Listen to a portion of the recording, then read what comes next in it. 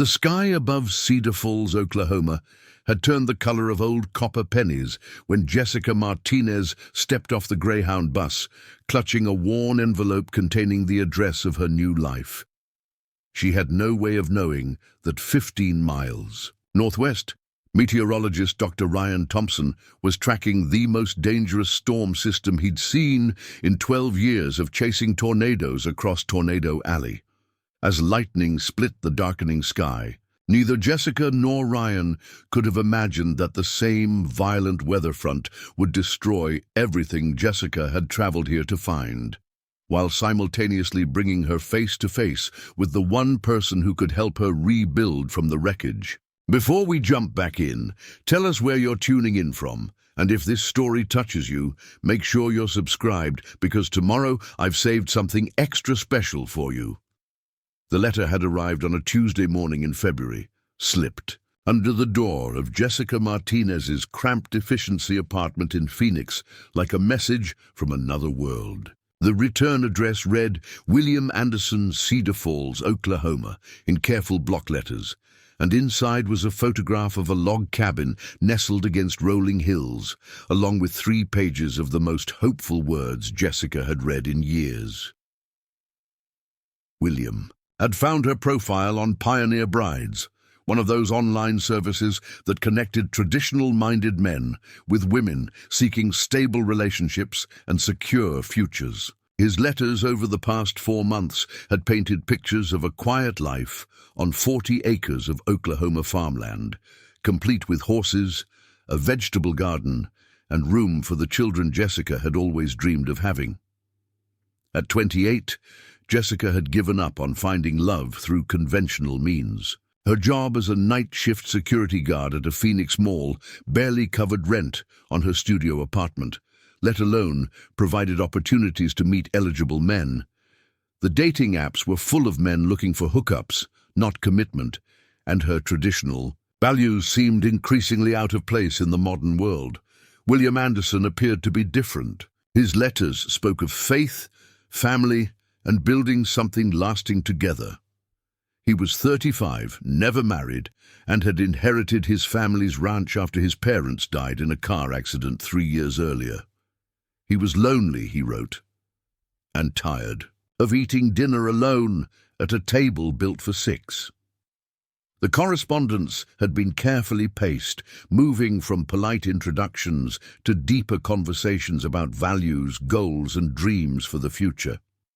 William was respectful, but clear about his intentions. He wanted a wife, a partner to share his life and help him transform his inherited property into a working ranch that could support a family. Jessica had been honest about her own circumstances. She'd grown up in foster care, bouncing between homes after her mother died when she was 8, and her father disappeared shortly after. She'd aged out of the system at 18 with no family connections, no college fund, and no clear path forward. The stability William offered represented everything she'd never had, but always craved. Their phone conversations had been cautious at first, then increasingly comfortable as they discovered shared interests in classic movies, country music, and simple pleasures like home-cooked meals and quiet evenings. William's voice was warm and patient, with a slight Oklahoma drawl that made Jessica feel like she was talking to someone from a more genteel era. The decision to travel to Oklahoma hadn't been easy. Jessica had used her savings to purchase the bus ticket, quit her security job, and packed her few possessions into 2 suitcases. She was taking an enormous leap of faith, trusting a man she'd never met to provide the security and partnership he'd promised in his letters.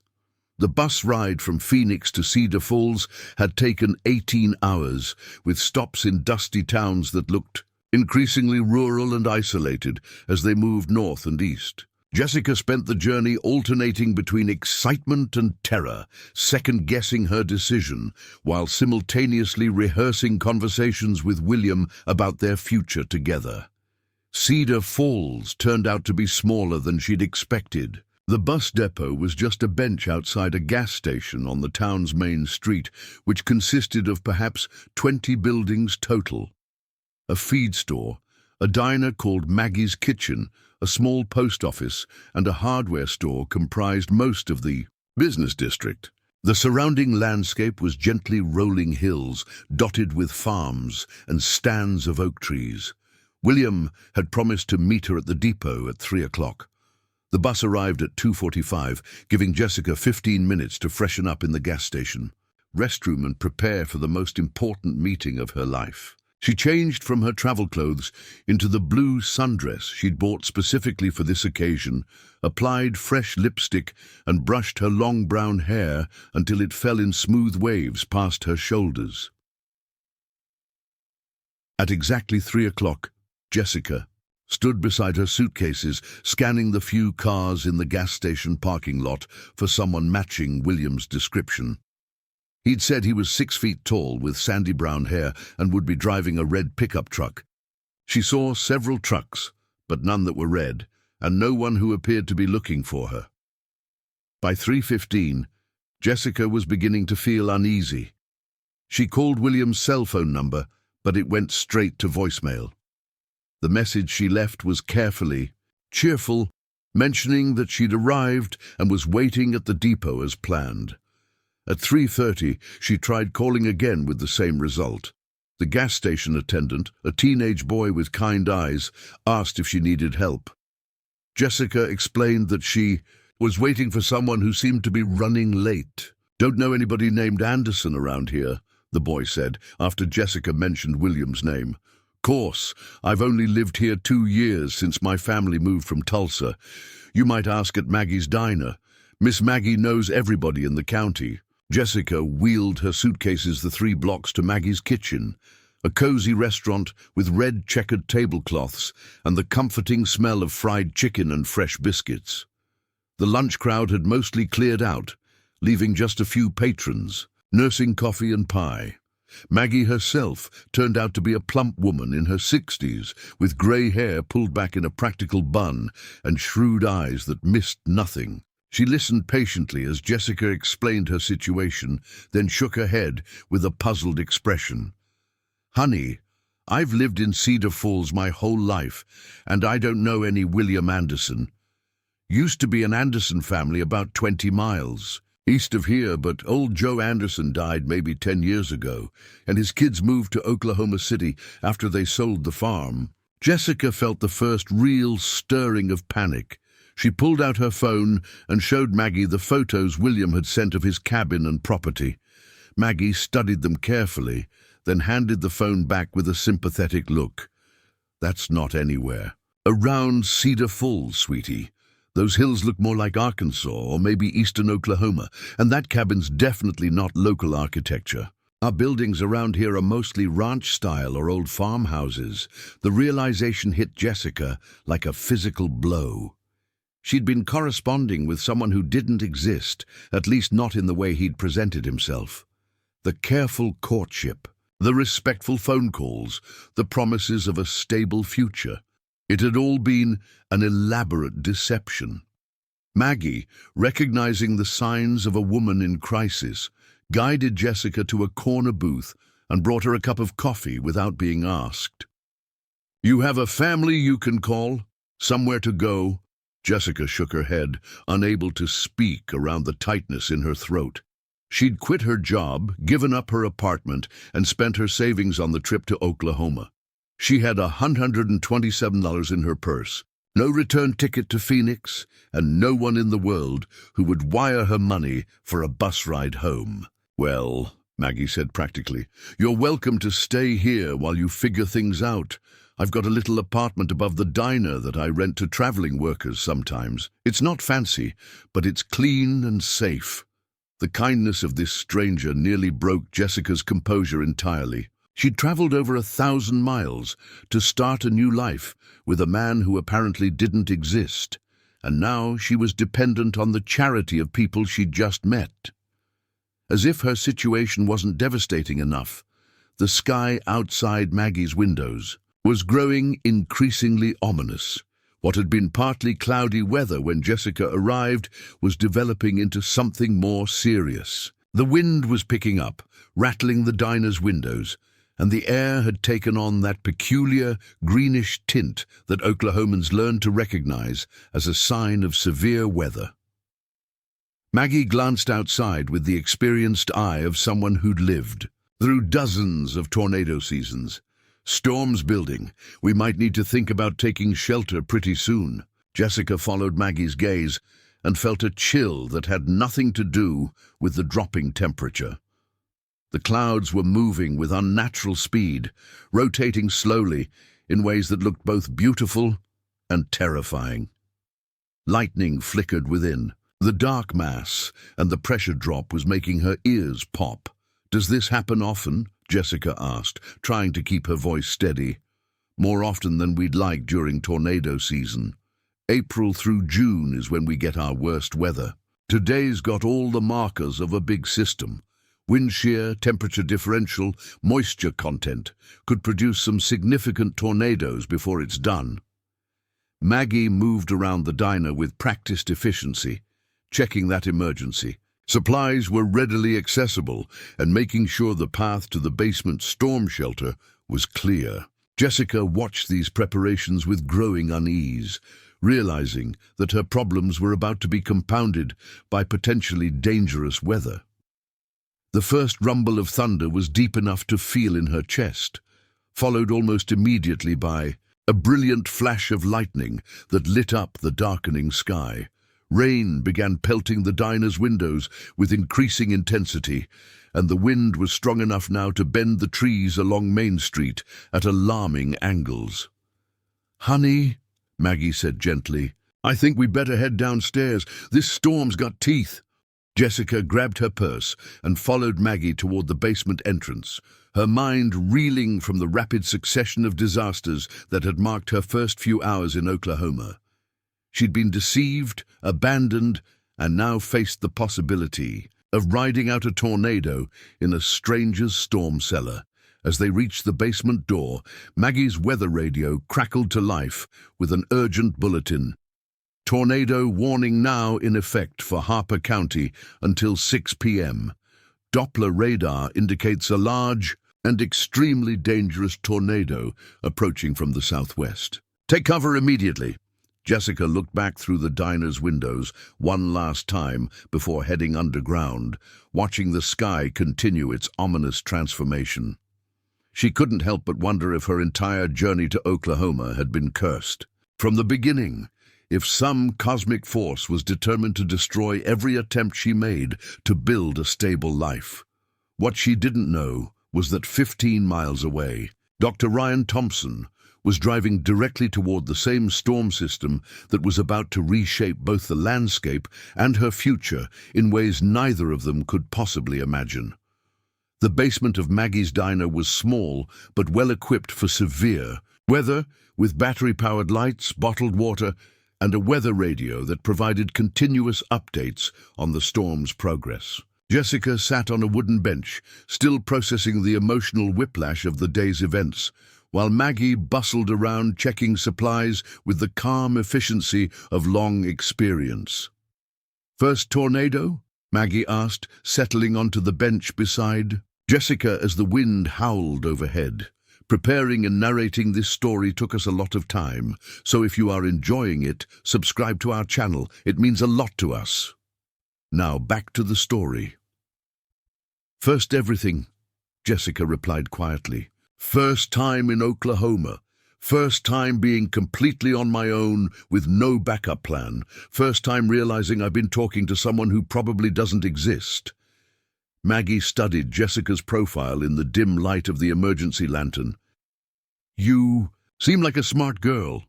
How'd you end up in this situation?" Jessica found herself telling Maggie about the foster care system, the loneliness of aging out with no family support, the difficulty of building meaningful relationships while working, night shifts and struggling to pay rent. She explained about pioneer brides, about William Anderson's letters, about the dream of stability and partnership that had seemed within reach just hours earlier. "Been a lot of that going around lately," Maggie said sympathetically. "Romance. Scams, they call them. People create fake identities online to take advantage of folks looking for love. Usually they're after money, but sometimes they just seem to enjoy playing with people's emotions. I gave him money, Jessica admitted. Not much, but some. He said he needed help with veterinary bills for his horses, and I sent him $300. I couldn't really afford to lose. Maggie shook her head sadly. Oldest trick in the book: create an emergency that requires immediate financial help, then disappear once the money's sent. The storm above them was reaching peak intensity, now with sounds that went beyond normal wind and rain. The building creaked and groaned as gusts tested its structural integrity, and the weather radio provided increasingly urgent updates about tornado sightings across the county. Confirmed tornado on the ground, moving northeast at 35 miles per hour.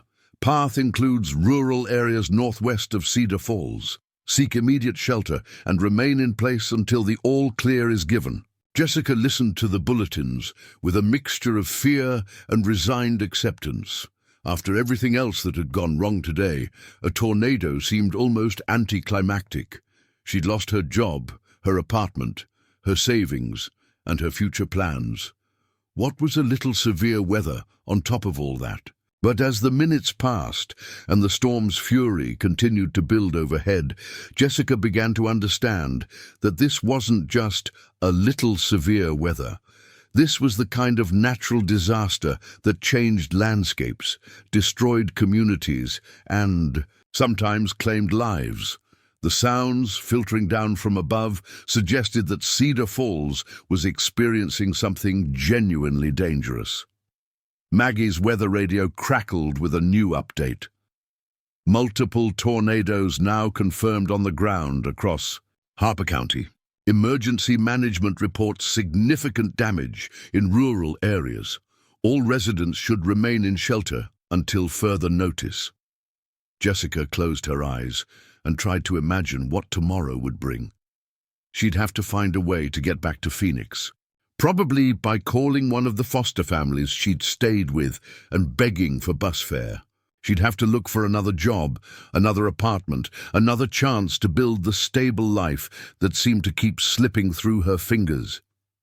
The irony wasn't lost on her that she'd traveled over 1,000 miles to escape her problems, only to find herself trapped in a storm cellar with even bigger problems than the ones she'd left behind. At least in Phoenix, she'd had a job and a place to live, even if they weren't ideal. Now she had nothing except the kindness of a stranger and the hope that the storm overhead wouldn't add physical danger to her already overwhelming list of difficulties. What Jessica didn't know was that the tornado, now carving a path of destruction through the Oklahoma countryside, was about to intersect with the life of someone whose own journey had been shaped by storms, loss, and the search for meaning in chaos. Dr. Ryan Thompson had spent the last 12 years studying the same forces of nature that were currently threatening Cedar Falls, and his path was converging with Jessica's in ways that neither of them could have predicted. The storm that seemed determined to destroy everything Jessica had hoped to find in Oklahoma was simultaneously bringing her closer to something she'd never thought to look for. A partnership born not from correspondence and careful planning, but from the raw honesty that emerged when everything safe and predictable was stripped away by forces beyond human control. Above them, the tornado continued its relentless advance across the Oklahoma landscape, reshaping both geography and destiny. With each mile of its devastating path, Dr. Ryan Thompson pressed harder on the accelerator of his modified Ford F-350, watching the radar display mounted on his dashboard paint an increasingly violent picture of the supercell approaching Cedar Falls. For 12 years, he'd been chasing storms across the Great Plains, but this system had characteristics that made his pulse quicken with both excitement and concern. The mesocyclone was massive, with rotation signatures that suggested it could spawn multiple tornadoes, each potentially strong enough to level entire neighborhoods. Ryan's instruments showed wind speeds aloft exceeding 150 miles per hour, and the atmospheric conditions were perfect for sustained tornado development. He'd been tracking this storm since it formed over the Texas Panhandle 6 hours earlier, watching it gain strength as it moved northeast across increasingly favorable terrain. The National Weather Service had issued tornado watches covering 3 states, but Ryan's mobile radar unit was detecting rotation patterns that suggested the official warnings might be underestimating the system's potential for destruction. Ryan's truck was a rolling laboratory equipped with Doppler radar, atmospheric monitoring equipment, and communication systems that kept him connected to emergency management agencies across Tornado Alley. He'd spent over $200,000 customizing the vehicle for severe weather research, turning it into a platform that could safely position him within miles of active tornadoes while collecting data that helped improve forecasting accuracy. The pursuit wasn't just professional for Ryan. 3 years earlier, an F4 tornado had destroyed the elementary school in Brooksville, Texas, killing 18 children and 2 teachers who'd taken shelter in a hallway that collapsed when the building's roof was torn away. Ryan had been tracking that storm too, but his warning had reached the school 15 minutes too late to make a difference. Since then, he dedicated himself to developing better prediction models, faster warning systems, and more accurate tracking methods. Every storm he intercepted brought him closer to understanding the subtle atmospheric changes that could mean the difference between a near miss and a direct hit on populated areas. The storm approaching Cedar Falls was exhibiting all the characteristics that had preceded the Brooksville tragedy. Ryan's responsibility was to collect real-time data and provide ground truth observations to the National Weather Service, helping them issue more precise warnings to communities in the tornado's path. His radio crackled with updates from other storm spotters positioned across Harper County. Multiple wall clouds were forming along the storm's leading edge, and several chasers reported visible rotation in the cloud base. Ryan checked his GPS position and calculated intercept vectors, determining the best location to deploy his mobile radar unit. Cedar Falls lay directly in the storm's projected path, a small community that probably had adequate warning systems but limited shelter options. Ryan had driven through the town several times during previous storm seasons, noting its typical rural Oklahoma construction, mostly wood-frame buildings that wouldn't survive a direct hit from a significant tornado. As he approached the town's outskirts, Ryan's instruments detected the first touchdown. A tornado was forming approximately 8 miles southwest of Cedar Falls, still relatively weak, but rapidly intensifying as it moved across open farmland. He radioed the coordinates to emergency management and adjusted his intercept course to maintain visual contact while staying ahead of the storm's forward motion. The tornado was beautiful in the way that only truly dangerous natural phenomena and could be: a dark, perfectly formed funnel extending from the storm's base to the ground, rotating with mesmerizing precision as it carved a visible path of destruction across wheat fields and pasture land. Ryan documented wind speeds, measured the vortex diameter, and transmitted real-time observations to meteorologists monitoring the situation from Norman, Oklahoma.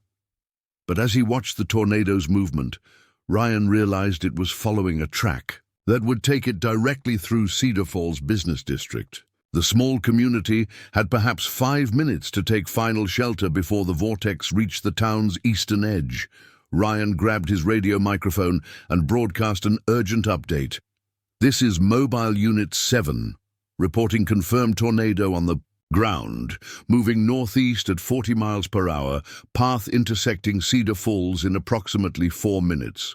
This is a large and extremely dangerous tornado, EF3 intensity, immediate shelter required for all residents."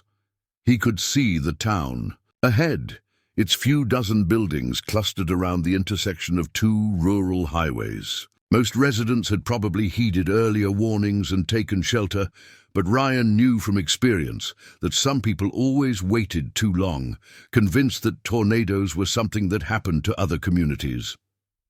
The tornado was less than 2 miles out now, close enough that Ryan could see debris being lifted into the vortex, pieces of farm equipment, sections of buildings, trees torn from the ground and flung hundreds of feet into the air. The sound was incredible, a freight train roar that could be heard over his truck's engine even with the windows closed. Ryan positioned his vehicle on a hill overlooking Cedar Falls, giving him a perfect vantage point to document the tornado's impact while maintaining a safe distance from the destruction. His cameras recorded every second as the vortex approached the town's eastern edge, where a few scattered houses marked the transition from farmland to residential area. The first building the tornado encountered was an old barn that disintegrated. Instantly, its wooden frame reduced to splinters that swirled into the vortex like confetti. The tornado seemed to grow stronger as it consumed the structure, its diameter widening and its rotation speed increasing. Ryan watched through his windshield as the tornado moved methodically through Cedar Falls, carving a path of destruction that was perhaps 200 yards wide. Most of the damage was concentrated along Main Street, where the business district absorbed the brunt of the storm's fury. The hardware store collapsed completely, its metal roof peeling away like wrapping paper. The post office lost its entire second story, and several cars were lifted and thrown into adjacent buildings.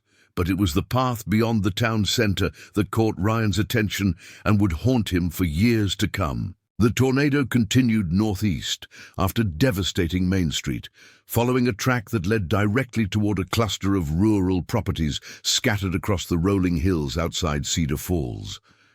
Ryan's radar showed that the tornado was maintaining its intensity even as it moved away from town, which meant that anyone living in its path faced the same devastating impact that had just destroyed much of Cedar Falls' business district. He radioed updated coordinates and continued tracking the storm's movement, documenting its path across the countryside. 20 minutes after the tornado passed through Cedar Falls, Ryan deemed it safe to enter the town and begin damage assessment. What he found was a community transformed by 5 minutes of atmospheric violence into something barely recognizable. Main Street looked like a war zone, with debris scattered across every surface and several buildings reduced to piles of splintered wood and twisted metal. Emergency responders were already arriving from neighboring counties, their sirens adding to the chaos as they began search and rescue operations. Ryan parked his truck near what remained of the hardware store and grabbed his camera equipment, documenting the tornado's impact for the National Weather Service database. The human cost appeared to be minimal, thankfully. Most residents had heeded warnings and taken proper shelter, and the town's few sturdy buildings had protected their occupants. Ryan saw people emerging from basements and storm cellars, shaken but largely uninjured, beginning the grim process of assessing what they'd lost. It was near Maggie's diner that Ryan first noticed something unusual about the tornado's impact pattern. The building had sustained significant damage, several windows blown out, part of the roof missing, debris scattered across the parking lot, but the structure itself had survived. More importantly, people were emerging from the basement, including a young woman who clearly wasn't local. Ryan approached the group, identifying himself as a storm researcher and asking if anyone needed immediate medical assistance. Maggie, whom he recognized from previous visits to Cedar Falls, shook her head but gestured toward the young woman standing slightly apart from the others. "This is Jessica," Maggie said. "She just arrived in town today, and she's been having a rough time even before the tornado hit." Ryan studied Jessica with the observational skills he'd developed tracking storms. She was probably in her late 20s, with long brown hair and dark eyes that held a combination of shock and something deeper, a kind of exhausted resignation that suggested the tornado was just the latest in a series of personal disasters. "Are you injured?" Ryan asked gently, noting that Jessica seemed unsteady on her feet. "No," Jessica replied quietly. "Just trying to process everything that's happened today." Maggie explained Jessica's situation in broad terms. A young woman who'd traveled to Cedar Falls expecting to meet someone who turned out not to exist, stranded with limited resources just as the tornado struck. Ryan listened with growing sympathy, recognizing the signs of someone whose carefully laid plans had been destroyed by forces beyond their control. "Where were you supposed to meet this person?" Ryan asked, though he suspected he already knew the answer. Jessica pulled out her phone and showed him the address William Anderson had provided, a rural route number that corresponded to an area northwest of Cedar Falls. Ryan's expression grew serious as he recognized the coordinates. "That's directly in the tornado's path," he said quietly. "Whatever was at that address, it's gone now." The weight of this information settled over Jessica like a physical burden. Not only had William Anderson deceived her about his identity, but even if he had been real, even if his cabin and property had existed, the tornado would have destroyed everything she'd traveled here to find. Ryan made a decision that surprised him as much as it would have surprised anyone who knew his typically solitary approach to storm chasing. "I need to survey the damage path northeast of town, document the tornado's impact on rural properties. Would you like to come along, see what actually happened to the area where you were supposed to be living?" Jessica looked at him, uncertainty. "Why would you offer that?" "Because you deserve to know the truth, even if it's not the truth you were expecting. And because I think you need to see that what happened today wasn't your fault. Not the deception, not the tornado, not any of it." Maggie nodded approvingly. "Ryan's good people, been coming through Cedar Falls for years, always helps out after severe weather. If he says you'll be safe with him, you will be." Jessica considered the offer, weighing her limited options. She could stay in Cedar Falls and wait for Maggie to help her arrange transportation back to Phoenix, or she could face the reality of what the tornado had done to the area where she'd expected to build her new life. Something about Ryan's straightforward manner and genuine concern made the decision easier. "All right," she said. "I'd like to see." Ryan's truck impressed Jessica with its array of scientific equipment and obvious modifications for severe weather. Research? As they drove through Cedar Falls' damaged streets toward the rural areas beyond town, Ryan explained his work studying tornadoes and the importance of post-storm damage surveys. "Understanding how tornadoes affect different types of structures helps us develop better building codes and more effective warning systems," he said, navigating around debris and emergency vehicles. "Every storm teaches us something new about how these systems behave." Jessica listened to his explanation while watching the countryside scroll past her window. The landscape showed clear evidence of the tornado's passage, a swath of destruction perhaps 200 yards wide where trees had been snapped off at ground level, farm equipment scattered across fields, and the occasional building reduced to its foundation. "How do you do this?" Jessica asked. "How do you study something so destructive without becoming overwhelmed by the human cost?" Ryan was quiet for a moment, considering how to explain his relationship with severe weather. "I think about the Brooksville school," he said finally. 18 kids who died because we couldn't give them enough warning time. Every storm I track, every bit of data I collect, might help prevent another tragedy like that. They reached the area corresponding to William Anderson's supposed address 20 minutes after leaving Cedar Falls. What they found was a debris field scattered across several acres with no recognizable structures remaining. If there had ever been a cabin at this location, it was gone now, reduced to splinters and scattered across the Oklahoma countryside. Jessica stood at the edge of the destruction, looking out over the landscape where she'd imagined building a life with someone who'd never existed. The tornado had erased not just buildings and trees, but the last physical connection to the fantasy she'd been sold. "I'm sorry," Ryan said quietly, standing beside her as she processed the scene. "I know this wasn't what you were hoping to find." Jessica was silent for several minutes, absorbing the finality of what lay before her. When she finally spoke, her voice was steady despite everything she'd endured. "You know what's strange? I'm almost relieved. If William Anderson had been real, if his cabin had existed here, we both would have been killed today.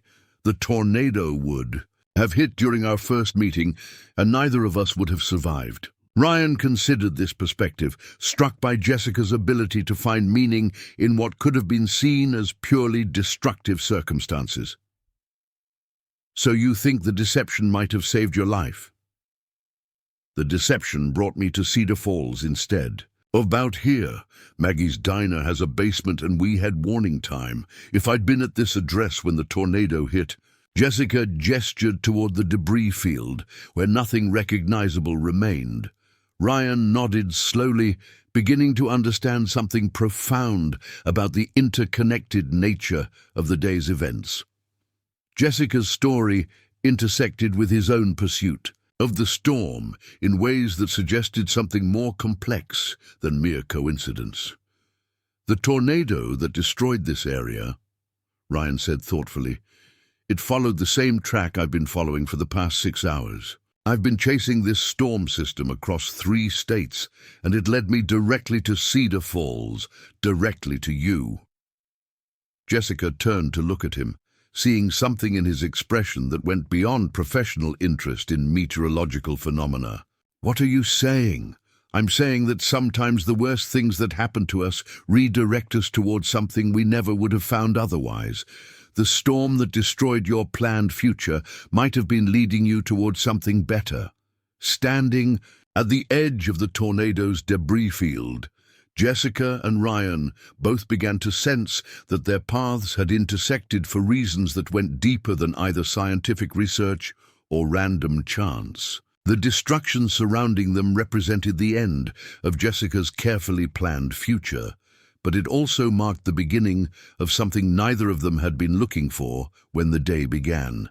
The tornado had taken everything Jessica thought she wanted and brought her face to face with someone whose life's work involved understanding the very forces that had upended her world. As they stood together in the aftermath of the storm, both began to realize that some meetings are orchestrated by circumstances too complex to be called mere coincidence. Ryan had spent 12 years chasing storms across the Great Plains, but he'd never encountered anything like the young woman standing beside him, whose resilience in the face of multiple disasters was more remarkable than any meteorological phenomenon he'd ever studied. Jessica had traveled over 1,000 miles looking for security and partnership with someone who didn't exist, only to find herself stranded in a town that had just been devastated by the same storm that might have killed her if her plans had worked out as intended. Neither of them understood yet what their meeting would mean for their respective futures, but both sensed that the tornado had destroyed more than buildings and trees. It had cleared away the obstacles that might have prevented them from finding each other, creating possibilities that neither had imagined when the storm began forming over the Texas Panhandle earlier that morning. The debris field stretched out before them like a clean slate, waiting for something new to be built from the wreckage of what had come before. The radio in Ryan's truck crackled to life as they finished documenting the debris field where William Anderson's supposed cabin should have stood. The voice belonged to Sarah Chen, the emergency management coordinator for Harper County, and her tone carried the urgency that Ryan had learned to recognize as a precursor to developing crisis situations. "All available personnel, we have a confirmed structural collapse at Riverside Elementary School. The building was evacuated before the tornado hit, but we've received reports that 2 individuals may have been trapped in the basement storage area when the roof caved in. We need an immediate search and rescue response." Jessica felt her blood run cold. Ryan was already moving toward the truck, his expression shifting from the contemplative mood of their philosophical discussion to the focused intensity of someone trained to respond to emergencies. Riverside Elementary is about 5 miles east of here, Ryan explained as he started the engine. It's been closed for renovations all week, so it should have been empty when the tornado hit. They drove toward the school in tense silence, both processing the implications of what they might find. Jessica had never been involved in an emergency response situation, but something about the urgency in the dispatcher's voice suggested they were heading towards something that would test everyone's capabilities. The school came into view as they crested a hill overlooking the riverside community, and Jessica's first reaction was shock at the extent of the destruction. What had been a modest elementary school building was now partially collapsed, with the entire roof section caved in and debris scattered across the playground and parking areas. Emergency vehicles were already on scene, fire trucks, ambulances, and sheriff's department cars, with their lights painting the afternoon sky in alternating red and blue. Ryan parked his research truck near the command post that had been established in the school's parking lot, where Sarah Chen was coordinating rescue operations with Fire Chief Mike Rodriguez. "Ryan, glad you're here," Sarah called out as they approached. "We need your structural assessment expertise. The tornado hit the building at approximately 4:15, and we received a 911 call at 4:47 from someone inside the structure. 2 voices on the recording, both claiming to be trapped in the basement level." Fire Chief Rodriguez, a compact man in his 50s, with the weathered appearance of someone who'd spent decades responding to emergencies, briefed them on the situation. The main floor collapsed into the basement in several areas, creating a debris pile that's blocking our access to the lower level. We can hear voices, but we can't determine exactly where they're coming from, or how seriously they might be injured. Ryan studied the school's damaged structure with the analytical approach he brought to post-tornado damage assessment. The building had been constructed in the 1960s with concrete block walls and a flat roof supported by steel beams. The tornado had lifted the roof completely off the structure, then dropped it back down in a configuration that had pancaked the entire center section. "The basement level should still be structurally sound," Ryan told the fire chief.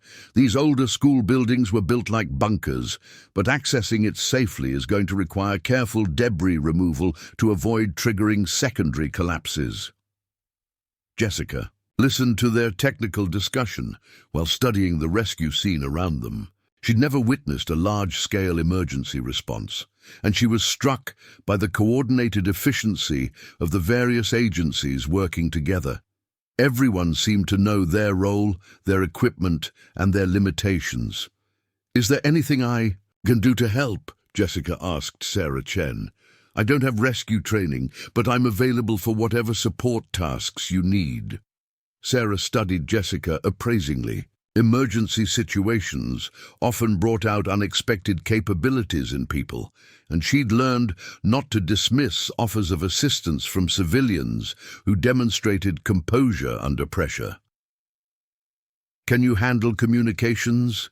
We need someone to coordinate radio traffic between the rescue teams and maintain contact with the trapped victims."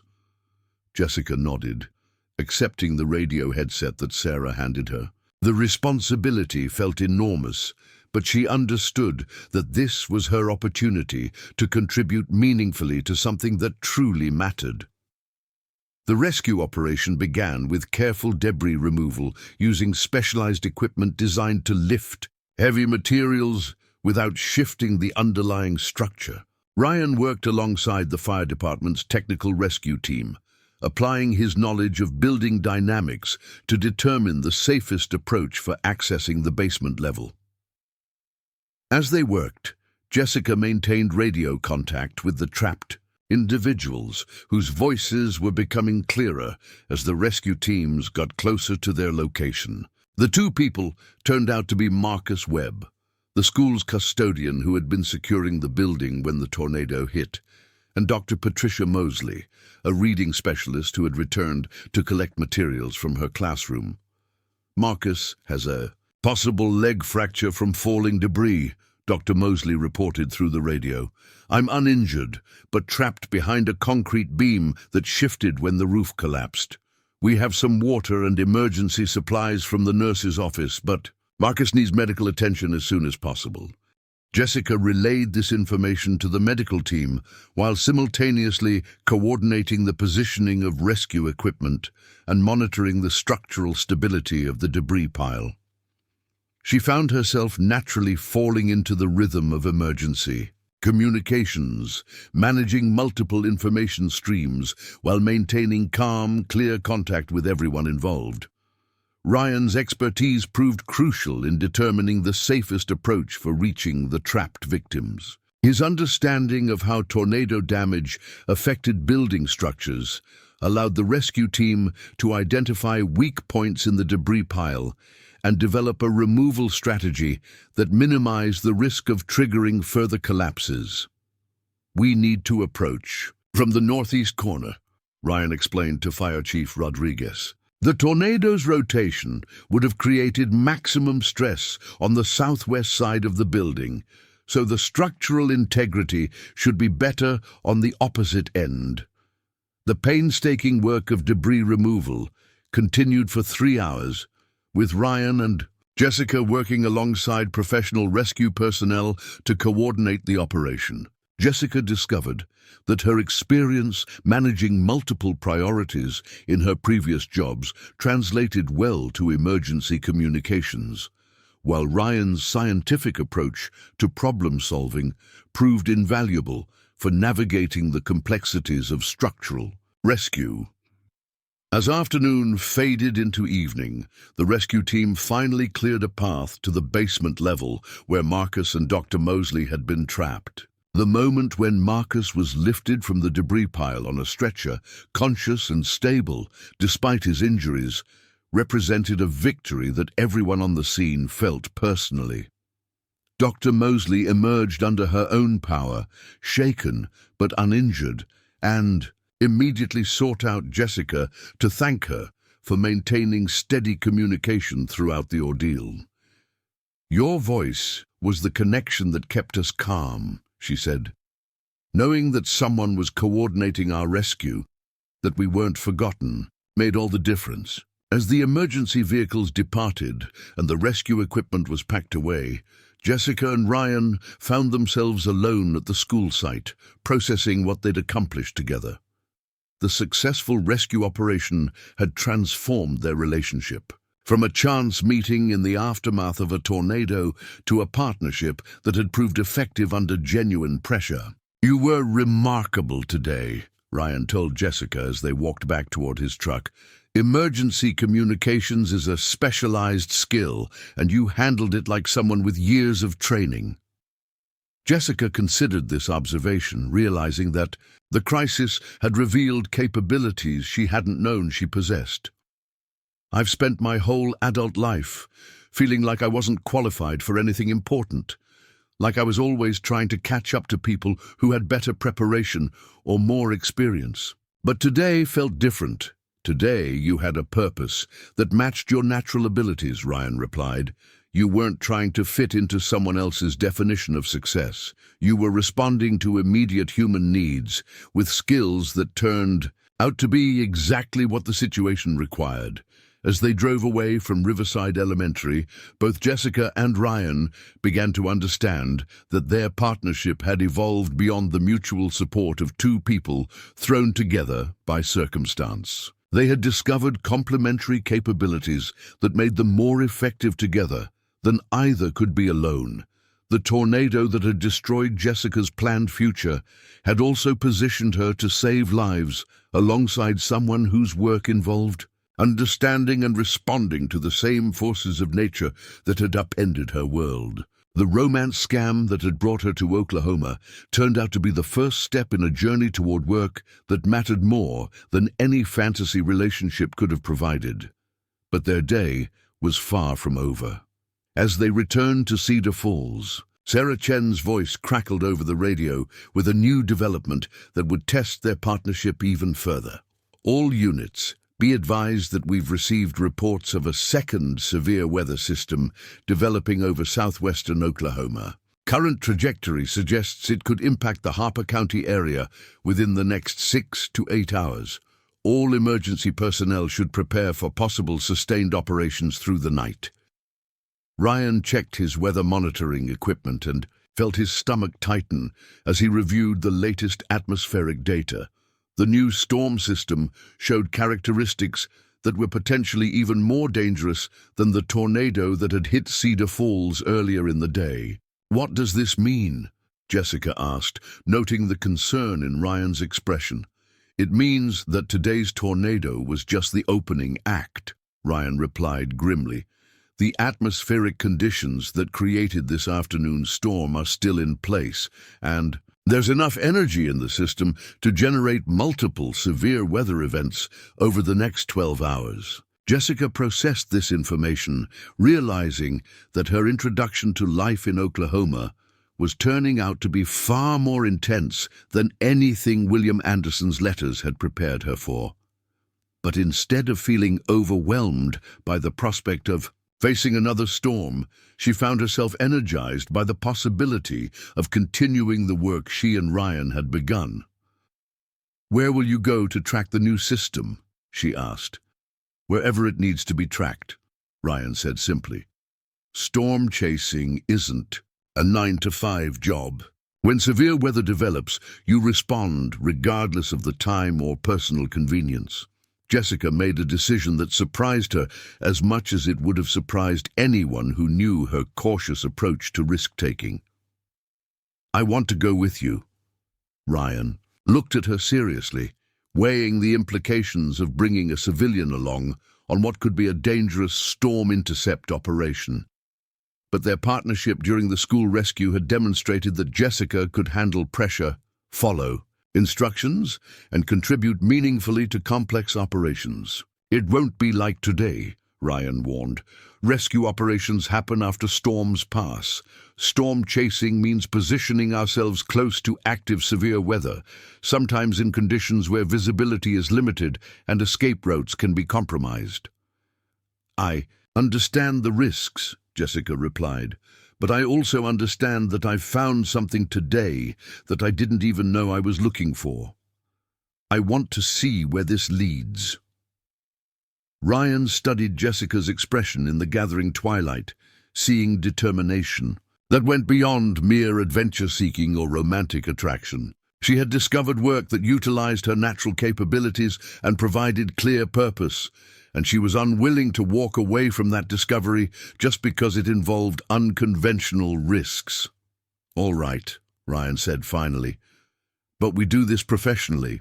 You follow my instructions without question. We maintain constant communication, and if I say we need to evacuate, we evacuate immediately."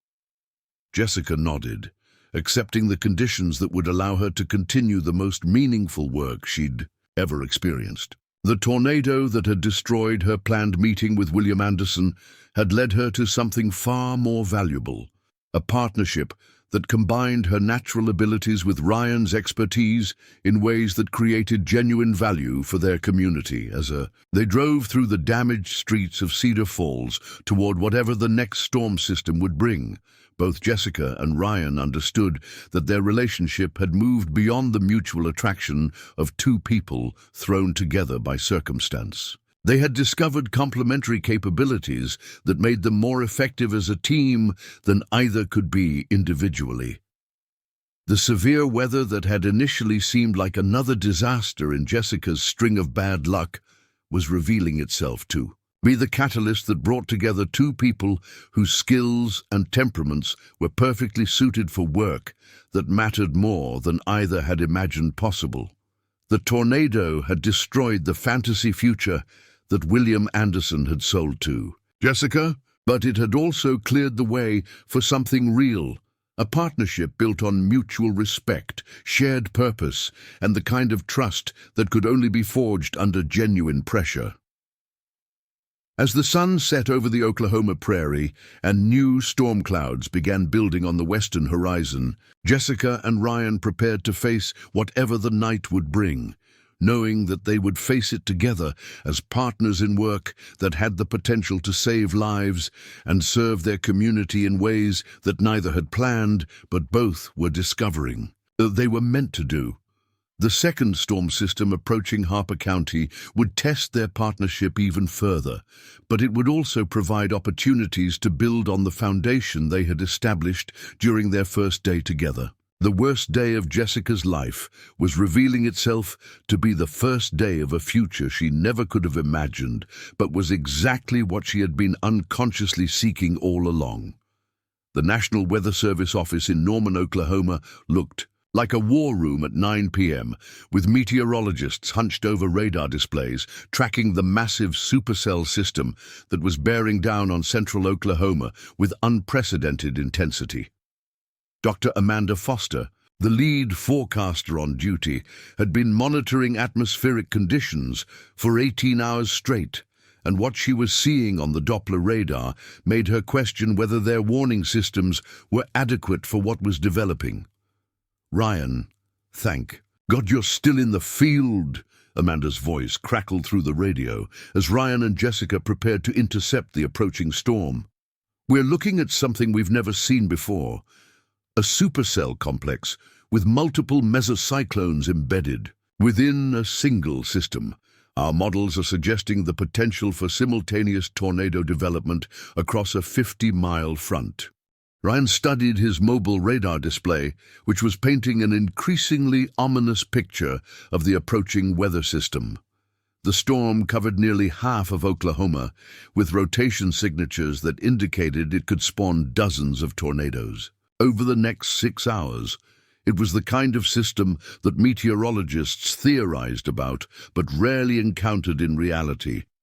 "Amanda, I'm seeing velocity couplets at multiple levels," Ryan reported. "This isn't just a supercell. It's a supercell family with the potential to produce continuous tornado activity from now until dawn."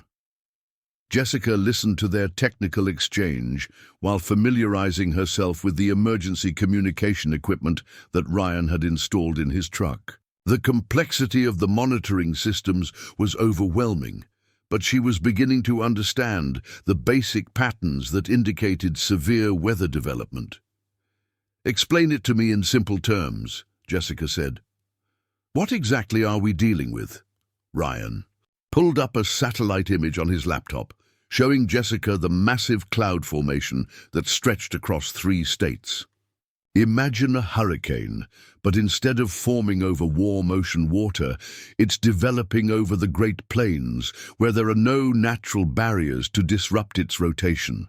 The system is feeding off temperature and moisture differentials that are creating perfect conditions for sustained tornado development."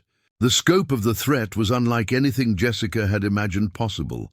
She'd assumed that tornadoes were isolated events, individual storms that developed, caused damage, and dissipated within a few hours.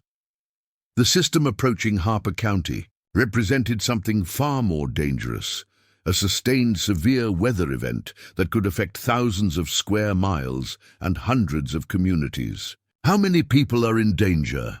Jessica asked, studying the radar display that showed populated areas scattered across the storm's projected path. "Conservative estimate? Maybe 50,000 people across 15 counties, Ryan replied grimly. "Most of them in small rural communities that don't have the infrastructure for mass evacuations." Jessica felt the weight of responsibility settling on her shoulders. The successful school rescue operation had given her confidence in her emergency communication abilities, but this situation was orders of magnitude more complex than anything she'd handled before.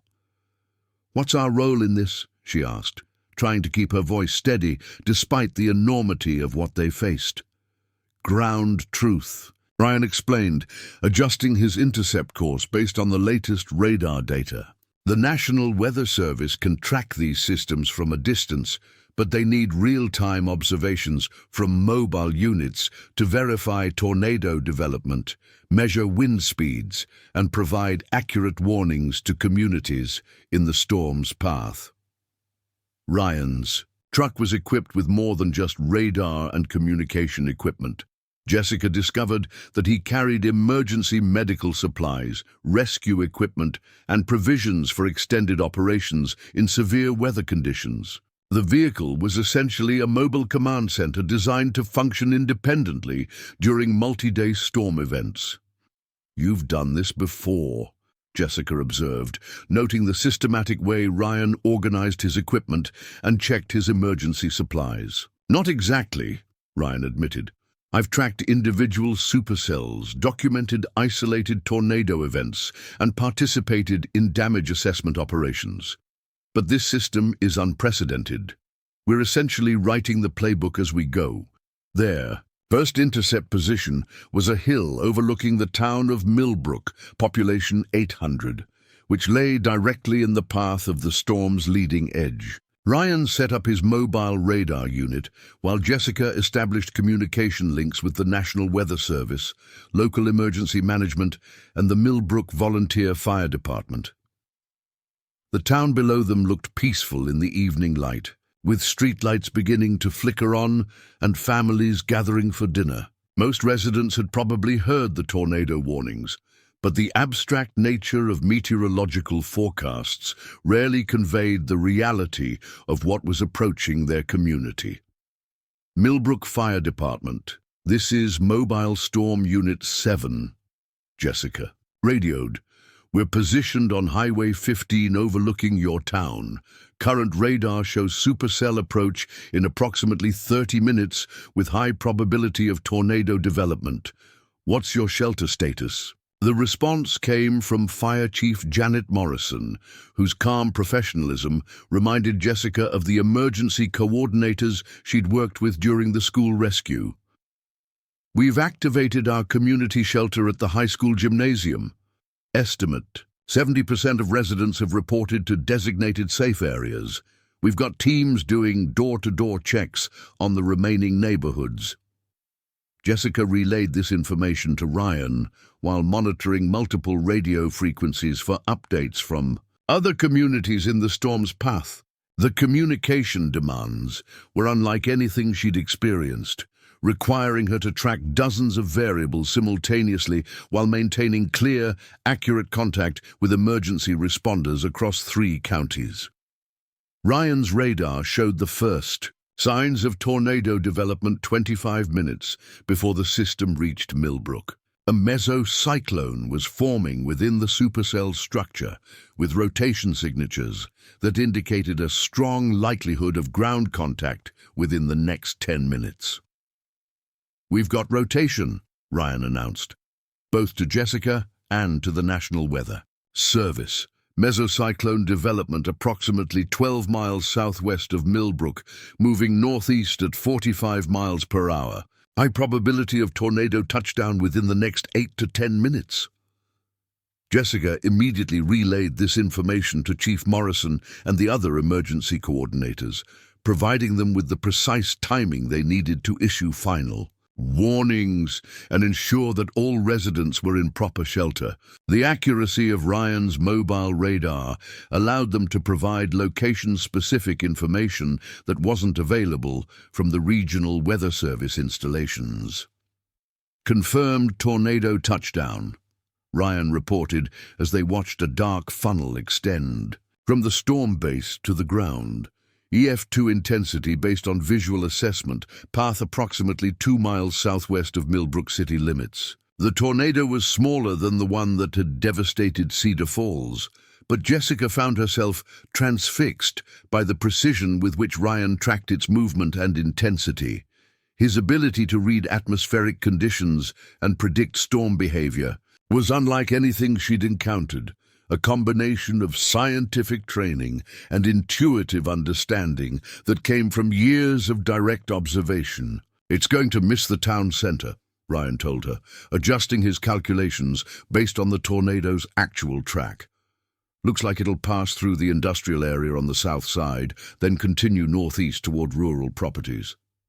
Jessica coordinated this updated information with local emergency responders, allowing them to focus their resources on the areas most likely to be affected. The precision of Ryan's tracking meant that Millbrook's residents could remain in shelter without unnecessary evacuation, while emergency teams positioned themselves to respond quickly to whatever damage the tornado caused.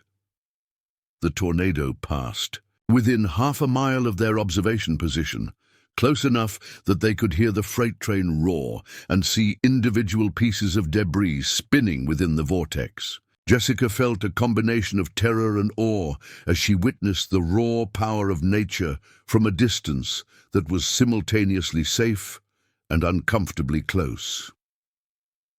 "How do you do this regularly?" Jessica asked as they documented the tornado's path and intensity.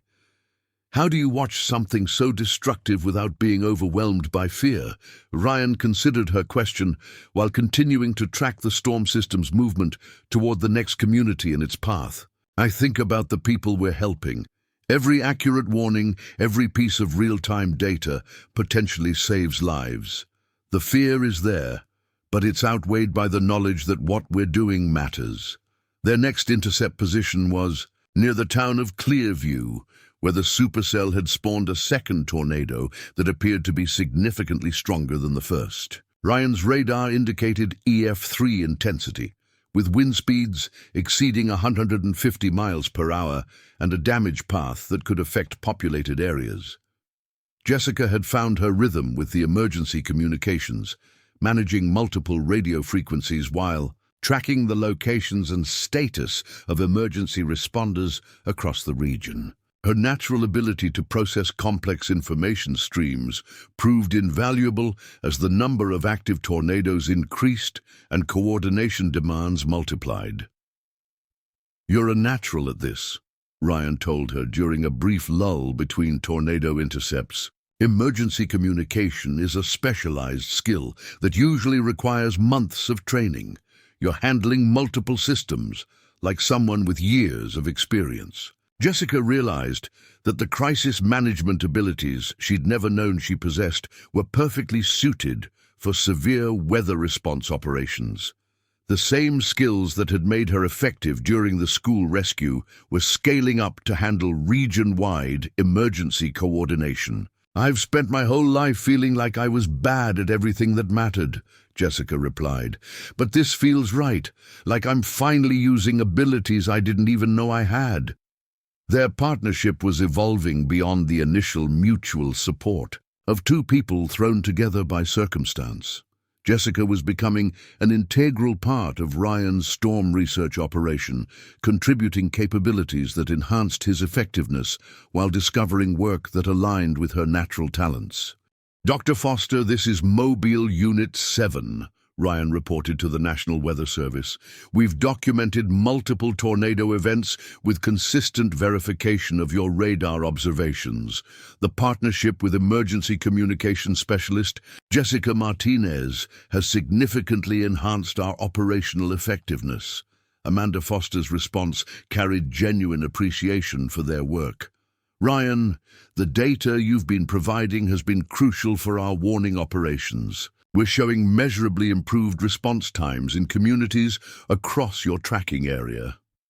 Jessica felt a surge of professional satisfaction unlike anything she'd experienced in her previous jobs. The work she and Ryan were doing together was making a demonstrable difference in people's lives, using skills that neither of them could fully utilize alone. "What happens when this storm system passes?" Jessica asked as they prepared for their next intercept position. "Do you return to Norman? Go back to routine research operations?" Ryan was quiet for a moment, considering how to answer a question that went beyond immediate operational concerns. Their partnership had proved more effective than either had anticipated, but it had developed under extraordinary circumstances that might not be sustainable in normal conditions. "Severe weather research isn't seasonal," Ryan said finally. "Storm systems develop year-round across different regions. There's always another supercell to track, another data collection opportunity, another chance to improve warning systems. And you normally do this alone. I have for the past 3 years, since my previous research partner was killed in an F4 tornado in Texas. I convinced myself that working alone was safer, that I could avoid the kind of mistakes that cost David his life. Jessica understood that Ryan was sharing something deeply personal, a vulnerability that explained his initial reluctance to involve civilians in dangerous storm operations. What changed your mind about working with a partner? Ryan glanced at Jessica as she coordinated radio communications with emergency responders in their next target community. Watching you handle crisis situations, seeing how your skills complement mine, realizing that some work is more important than personal safety concerns. Their radio crackled with an urgent update from the National Weather Service. The supercell system was spawning additional tornadoes at an increasing rate, with multiple communities facing simultaneous threats that were stretching emergency response capabilities beyond normal limits. All mobile units, we need maximum coverage across Harper, Garfield, and Noble counties, Amanda Foster announced. We're tracking 8 active tornadoes with potential for additional development over the next 4 hours. Jessica looked at Ryan, seeing the weight of responsibility in his expression as he calculated intercept routes and timing for multiple tornado tracks. The scope of the emergency was beyond what any single mobile unit could handle effectively, but they were committed to providing whatever assistance their partnership could offer. We can't track 8 tornadoes simultaneously, Jessica observed. No, but we can provide ground truth for the most dangerous systems and coordinate with other mobile units to maximize our collective effectiveness, Ryan replied, already adjusting their course toward the strongest tornado signature on his radar display. As they drove through the Oklahoma night toward their next intercept position, both Jessica and Ryan understood that their partnership had evolved beyond a temporary crisis response. They had discovered complementary capabilities that made them more effective together than either could be alone, working toward goals that mattered more than individual career advancement or personal safety. The severe weather system that had initially threatened to destroy additional communities was instead revealing the potential for meaningful work that utilized their combined skills in ways that served their broader community. The tornado that had brought them together was proving to be the catalyst for a partnership that could continue making a difference long after the immediate crisis passed.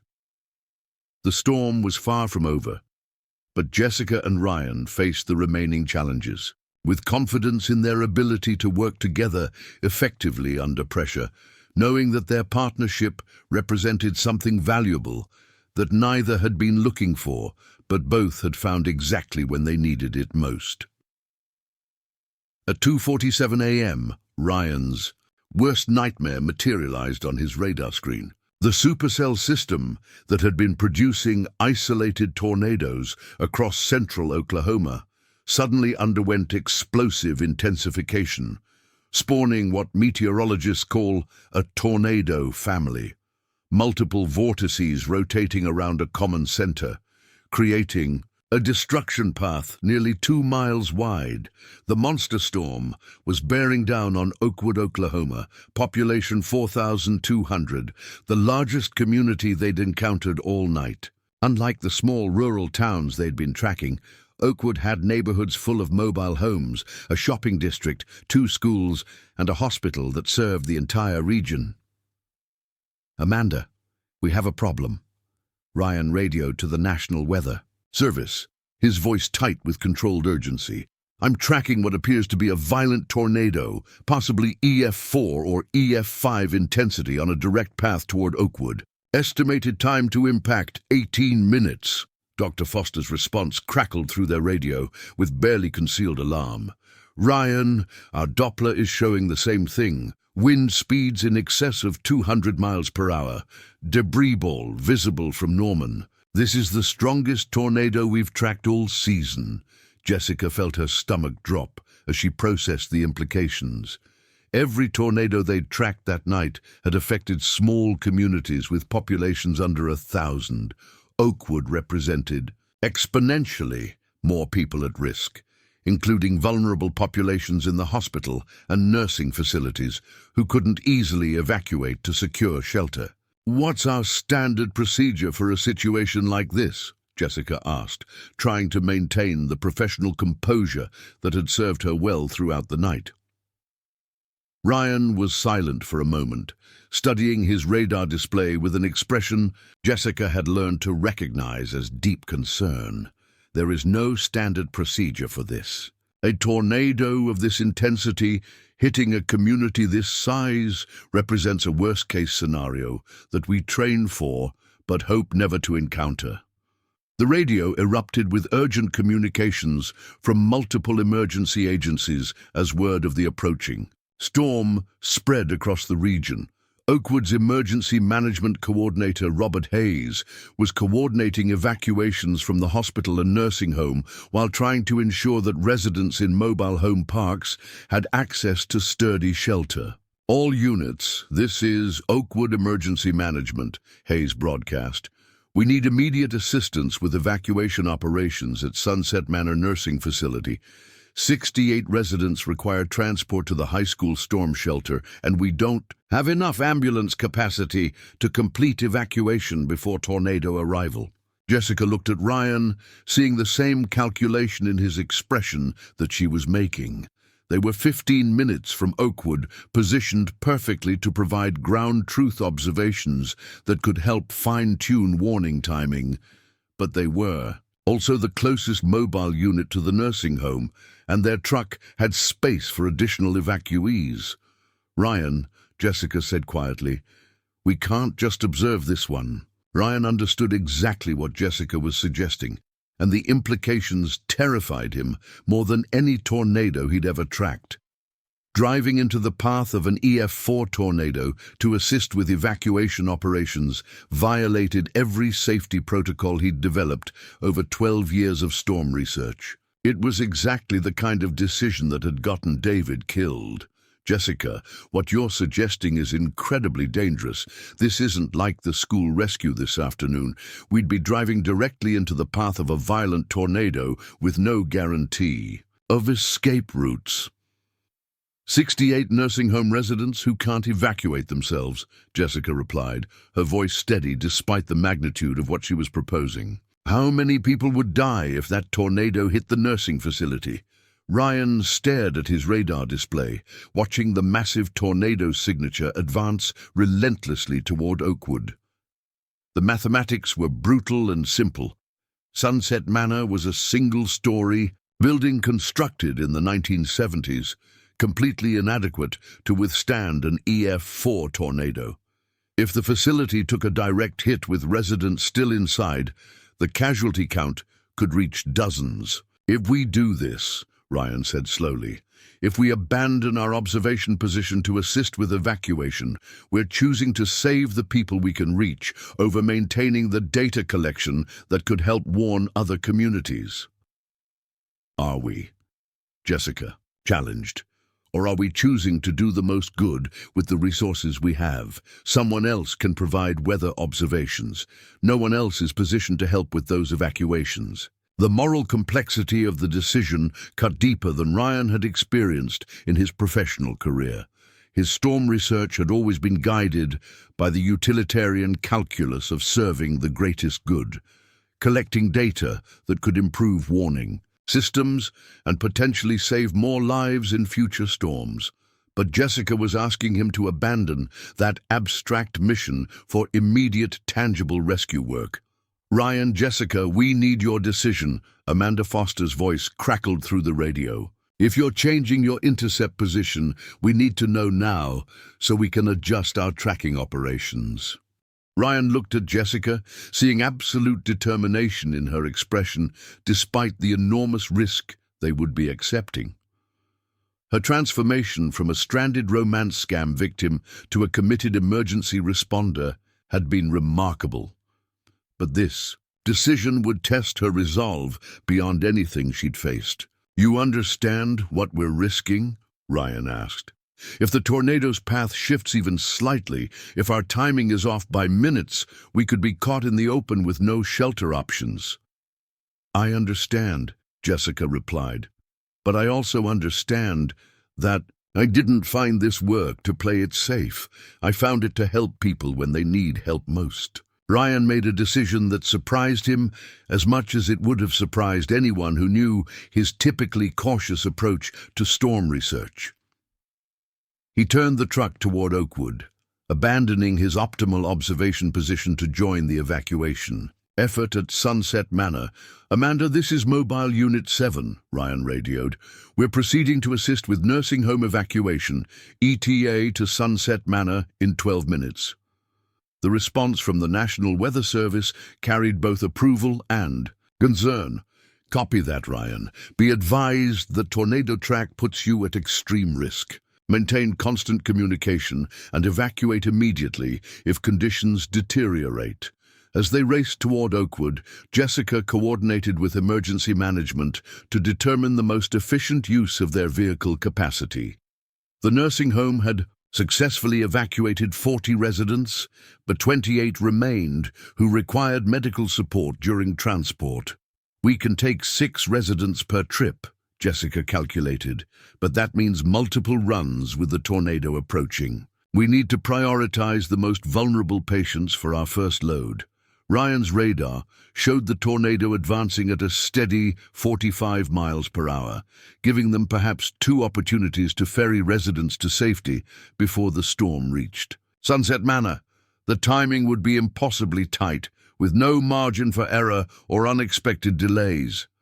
Sunset Manor was a sprawling single-story facility surrounded by parking lots and small outbuildings designed for accessibility rather than severe weather resistance. When Ryan and Jessica arrived, they found organized chaos as nursing staff and volunteers worked frantically to prepare residents for emergency transport. Charge nurse Linda Patterson met them at the entrance, her professional composure barely masking deep anxiety about the approaching storm. "We've got 28 residents who still need transport. Most are wheelchair-bound or require oxygen support during movement." Jessica immediately took charge of coordinating patient loading, while Ryan monitored tornado approach timing on his mobile radar. They worked with practiced efficiency, drawing on their experience from the school rescue to organize the evacuation operation for maximum speed and safety. First load, 6 residents, estimated transport time 14 minutes round trip. Jessica reported to emergency management. "That puts us back here with 8 minutes to spare before the projected tornado arrival." The first evacuation run to Oakwood High School was tense but successful, with Jessica providing medical monitoring during transport while Ryan maintained constant radar surveillance of the approaching tornado. The storm was maintaining its intensity and projected path, giving them exactly the narrow window they'd calculated. "Second run," Ryan announced as they returned to Sunset Manor with 6 minutes remaining before tornado arrival. "This has to be our last trip. After this, everyone needs to be in the high school shelter." Jessica coordinated the loading of 6 more residents while monitoring radio communications from other evacuation teams. The remaining 16 patients would have to be transported by ambulance and fire department vehicles, assuming there was sufficient time. As they completed their second transport run, Ryan's radar showed the tornado less than 3 miles from Sunset Manor. The facility had been successfully evacuated, but their own escape window was closing rapidly. To reach safety at the high school, they would need to drive perpendicular to the tornado's path, with minimal margin for error. "All evacuation vehicles clear the area immediately," Emergency Coordinator Hayes broadcast. Tornado arrived in approximately 4 minutes. Ryan pushed their truck to dangerous speeds as they raced from the high school back toward the highway that would take them away from the tornado's path. Through their rear window, Jessica could see the massive dark wall of the approaching storm, with lightning flickering continuously within the towering cloud structure. "Are we going to make it?" Jessica asked, watching Ryan's jaw tighten as he calculated their position relative to the tornado's track. "It's going to be close," Ryan replied, his hands steady on the steering wheel despite the extreme circumstances. "The tornado's moving slightly faster than my initial projections."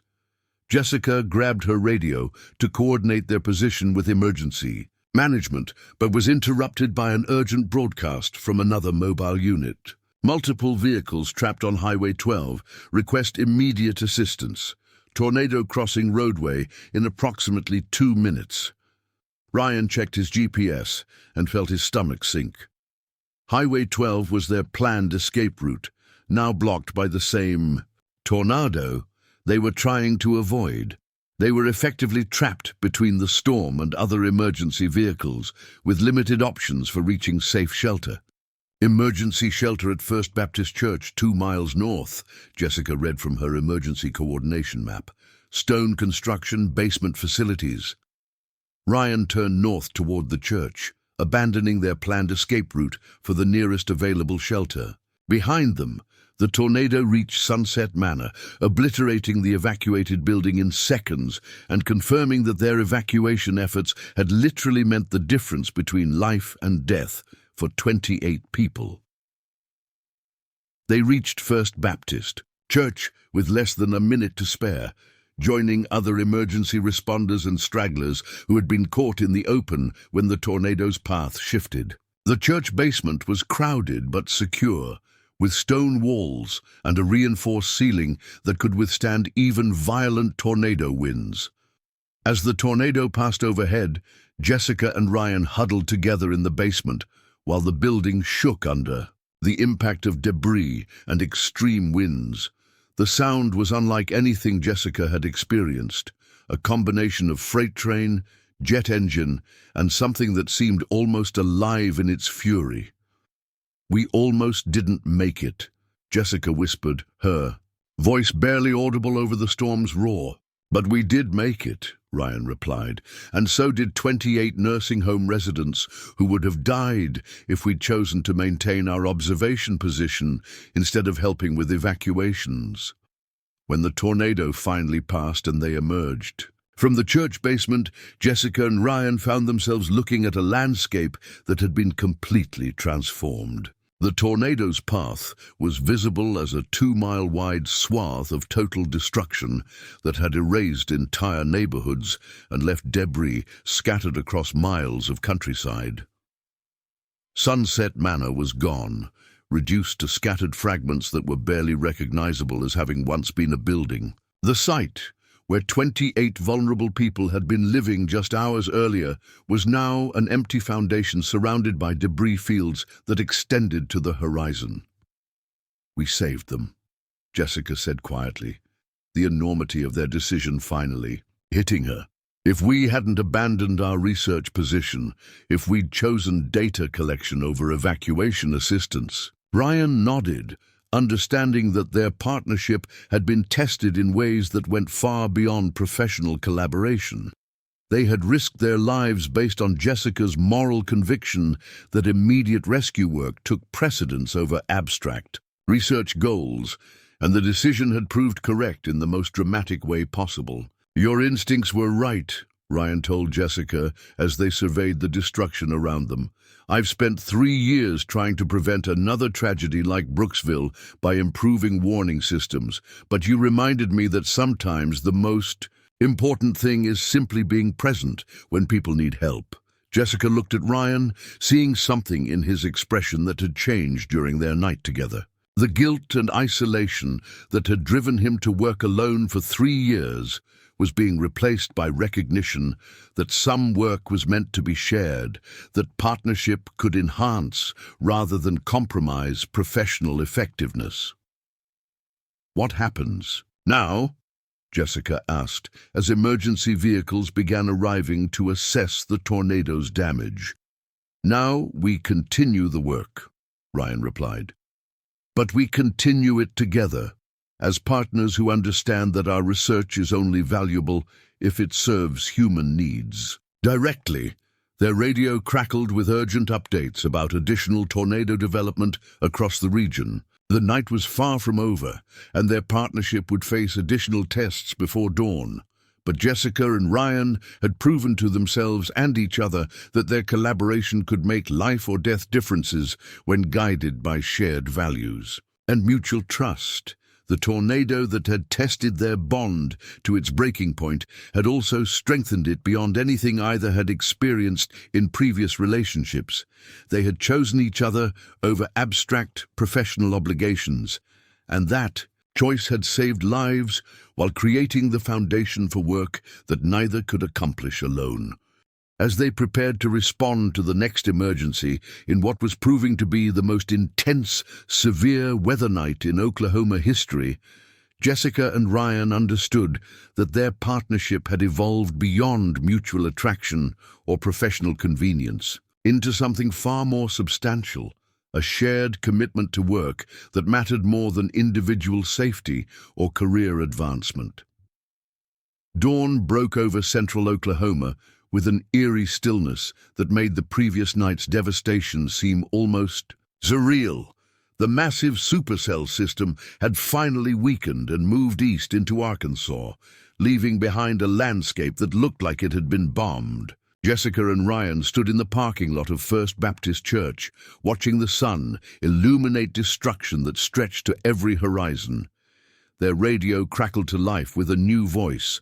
Colonel Patricia Matthews from the Oklahoma National Guard's Emergency Response Division. All emergency personnel, this is Task Force Commander Matthews. We're establishing a unified command for disaster response operations. The governor has declared a state of emergency covering 12 counties with preliminary damage estimates exceeding $500 million. Jessica felt the scope of the disaster settling over her like a weight. Through the night, she and Ryan had focused on individual emergencies, the school rescue, tornado tracking, nursing home evacuation. But the accumulation of those individual crises had created something far larger than either had comprehended. Ryan, Jessica, this is Amanda Foster, their radio continued. Your tracking data from last night is being used to coordinate search and rescue operations across the entire affected region. The National Weather Service wants to debrief with you as soon as possible. Ryan studied his equipment readings from the previous 12 hours, realizing that their mobile observations had documented one of the most significant tornado outbreaks in Oklahoma history. 7 confirmed tornadoes, including 2 rated EF4. With damaged paths covering over 200 square miles. We need to get to the Emergency Operations Center, Ryan told Jessica.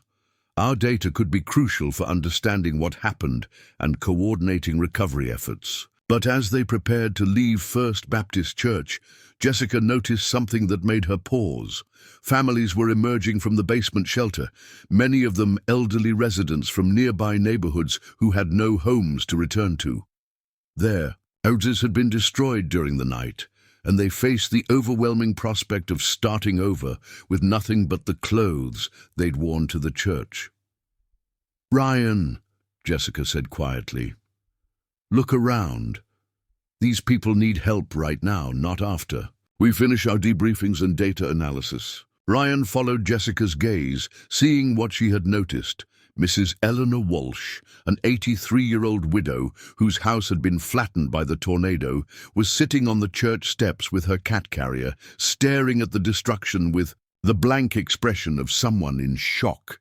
The Hernandez family, parents and 3 young children, were huddled together near their destroyed minivan, clearly overwhelmed by the magnitude of their losses. The Emergency Operations Center can wait, Ryan said, making a decision that would have surprised his colleagues at the National Weather Service. These people need immediate assistance. Jessica felt something shift in their partnership as Ryan chose direct action over institutional obligations. The man who had spent 3 years focusing on abstract research goals was embracing the same values that had driven her to challenge him about the nursing home evacuation. "What can we actually or do for them?"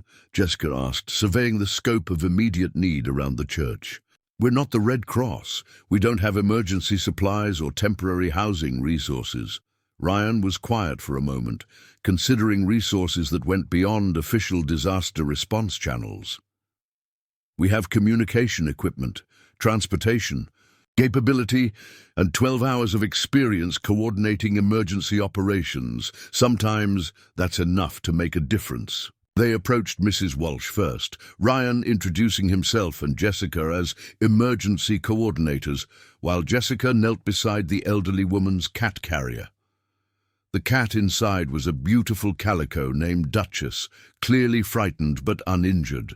"My house is gone," Mrs. Walsh said simply, her voice carrying the kind of resigned acceptance that comes after a lifetime of unexpected losses. 70 years of memories just gone. I don't even know where to start."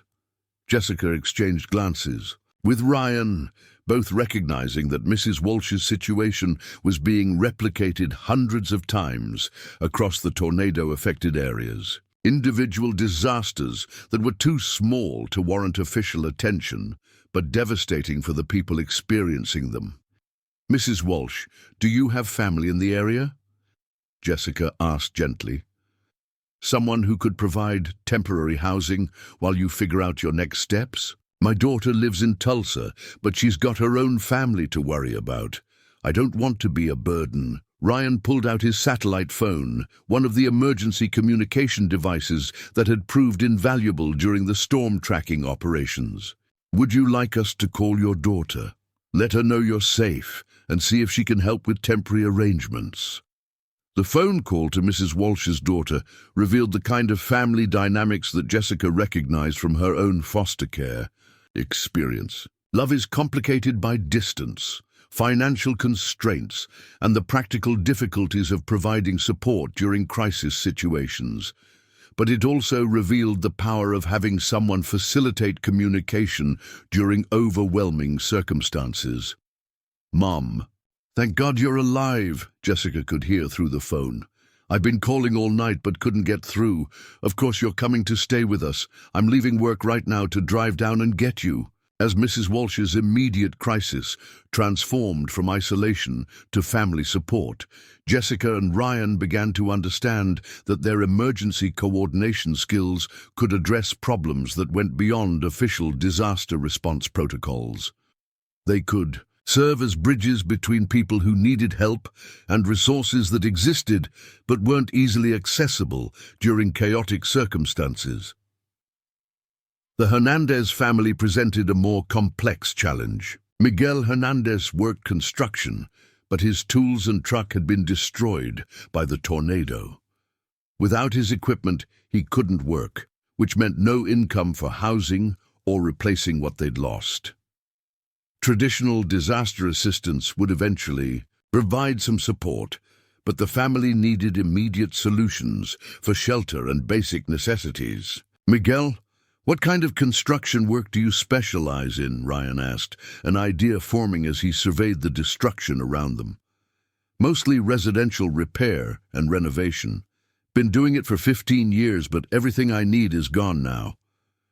Jessica could see where Ryan's thinking was leading. "There's going to be enormous demand for construction workers over the next few months," she said. "Every building in this area is going to need repair or replacement." Ryan nodded, pulling out his phone to contact someone whose number he'd saved from previous storm damage assessments. "Jake Morrison runs the largest construction company in central Oklahoma. He's going to need experienced workers, and he's got the resources to provide tools and equipment advances."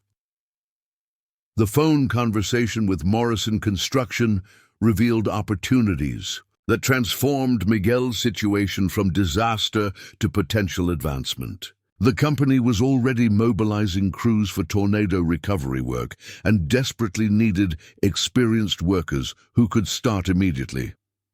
I can offer tool loans, equipment advances, and guaranteed work for the next 6 months, Jake Morrison told Miguel directly. The pay scale for tornado recovery work is higher than normal construction, and there's overtime available for anyone willing to work long hours. As Miguel's crisis transformed from unemployment to job opportunity, Jessica began to understand something profound about disaster recovery. The same forces that destroyed individual lives also created openings for renewal and advancement that might not have existed under normal circumstances. Their next intervention involved the Johnson family, whose teenage daughter Sarah had been separated from them during the evacuation chaos. The parents were frantic with worry, but official channels were overwhelmed with similar cases across multiple counties.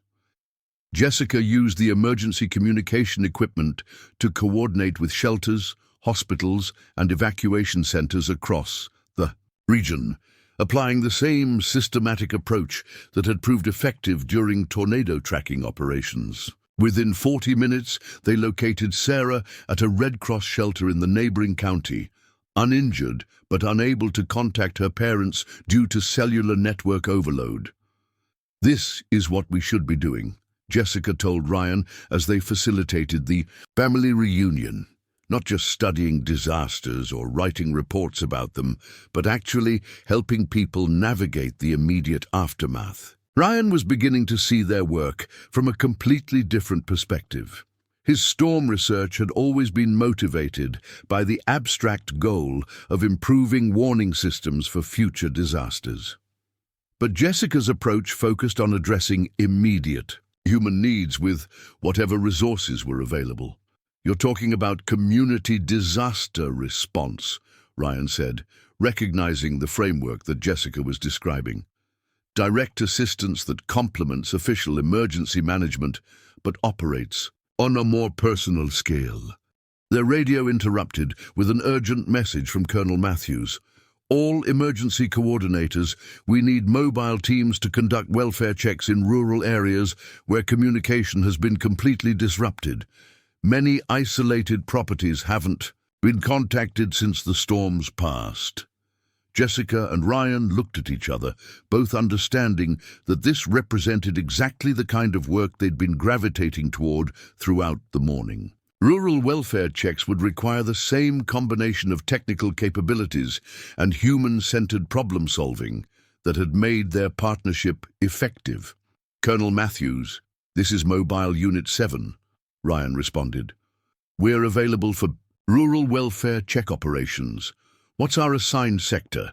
They spent the next 6 hours driving through areas that looked like war zones, checking on isolated farms and rural residences, where families might be trapped, injured, or simply unable to communicate their status to emergency authorities. The work required technical skills for navigation and communication, but also the kind of interpersonal abilities that Jessica had discovered she possessed. At the Crawford Ranch, they found an elderly couple whose storm cellar had been damaged, trapping them underground for 8 hours before they managed to dig their way out. The couple was uninjured but exhausted, and their farmhouse had been destroyed along with most of their livestock. "We've been ranching this land for 43 years, Bill Crawford told them as they documented the damage for emergency management. "Never seen anything like what came through here last night?" Jessica listened to the Crawfords describe their losses with the same resignation she'd heard from Mrs. Walsh.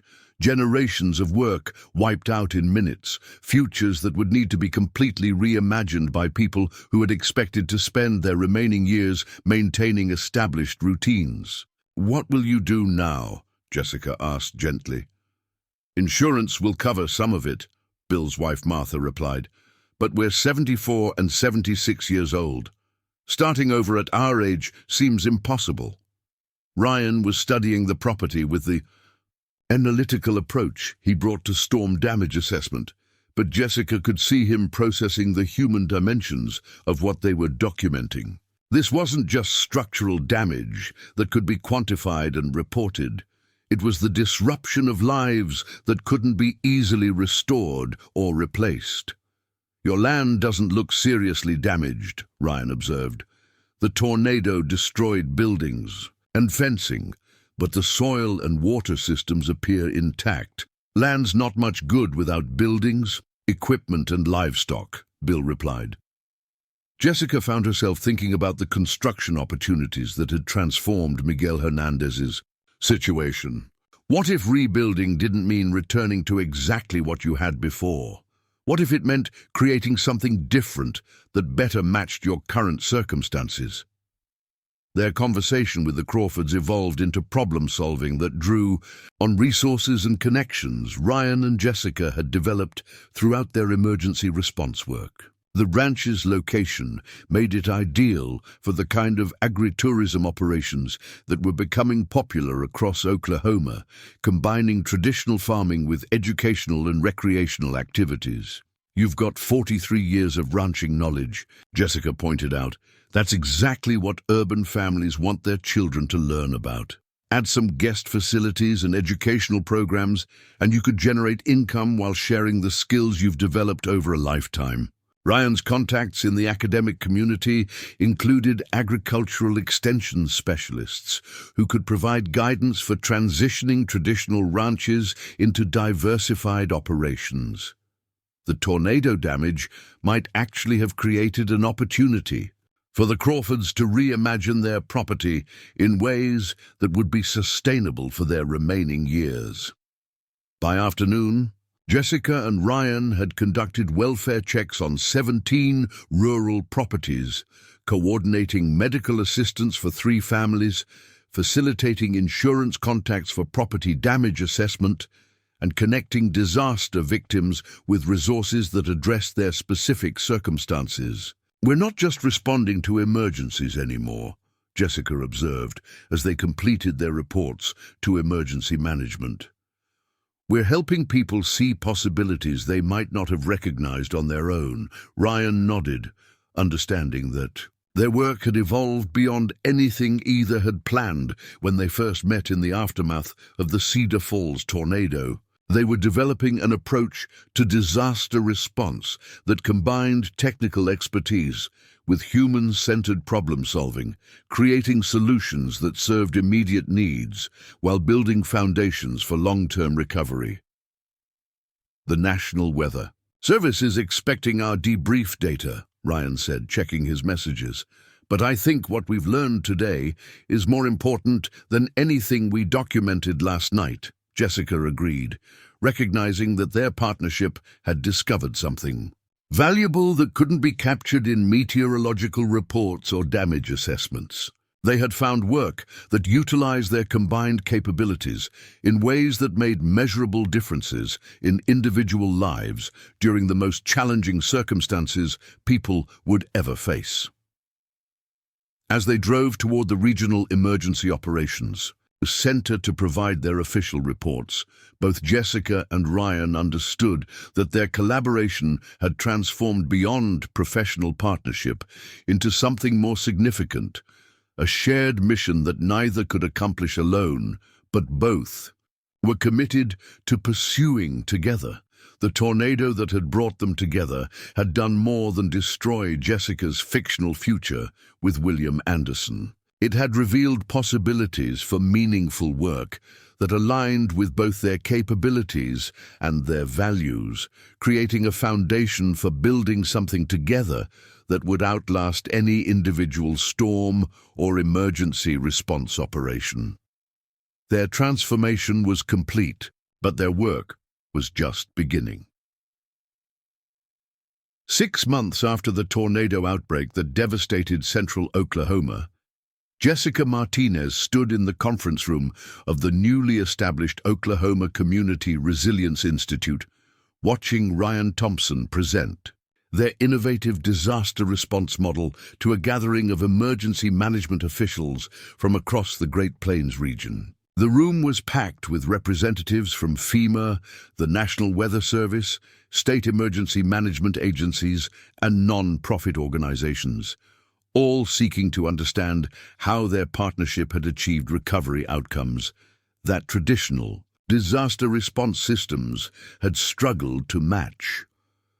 The key insight, Ryan explained to the audience, gesturing toward charts showing community recovery statistics, is that effective disaster response requires both technical expertise and personalized problem solving. Traditional emergency management focuses on mass casualty events and infrastructure restoration, but most disaster victims need help navigating individual challenges that fall between the cracks of institutional response systems. Jessica watched Ryan speak with pride and amazement at how far they'd both traveled from their first meeting in the aftermath of the Cedar Falls tornado. The man who had spent 3 years working in isolation, driven by guilt over his research partner's death, had become an advocate for collaborative, community-centered approaches to disaster resilience. Dr. Amanda Foster from the National Weather Service nodded approvingly as Ryan concluded his presentation. The data you've collected over the past 6 months shows measurably improved outcomes in communities where your integrated response model has been implemented. Faster recovery times, reduced long-term displacement, higher rates of successful reconstruction. Jessica rose to address the gathering, still occasionally surprised by her transformation from a failed romance scam victim into a recognized expert in community disaster response. What we've learned is that disasters create both destruction and opportunity. Our role isn't just to restore what existed before, but to help communities and individuals build back in ways that make them stronger and more resilient. The Oklahoma Community Resilience Institute had emerged from their work during the tornado recovery, but its mission extended far beyond severe weather response. Jessica and Ryan had discovered that their partnership model could address various types of community crises: economic disruption, infrastructure failure, public health emergencies, and social services gaps. Colonel Patricia Matthews, who had coordinated the National Guard response during the tornado outbreak, stood to address Jessica and Ryan directly. The Department of Defense is interested in incorporating your approach into our disaster response protocols.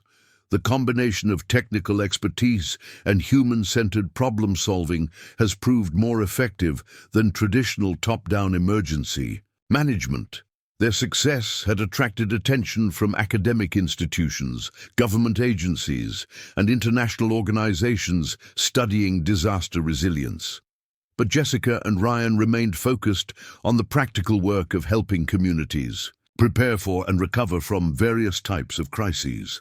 Following the conference, Jessica and Ryan drove through the areas that had been devastated by the April tornado outbreak, documenting recovery progress and checking on families they'd worked with during the immediate aftermath.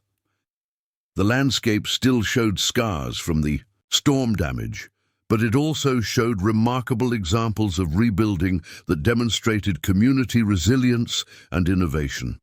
Miguel Hernandez had not only restored his construction business, but expanded it into a worker-owned cooperative that specialized in disaster-resistant construction techniques.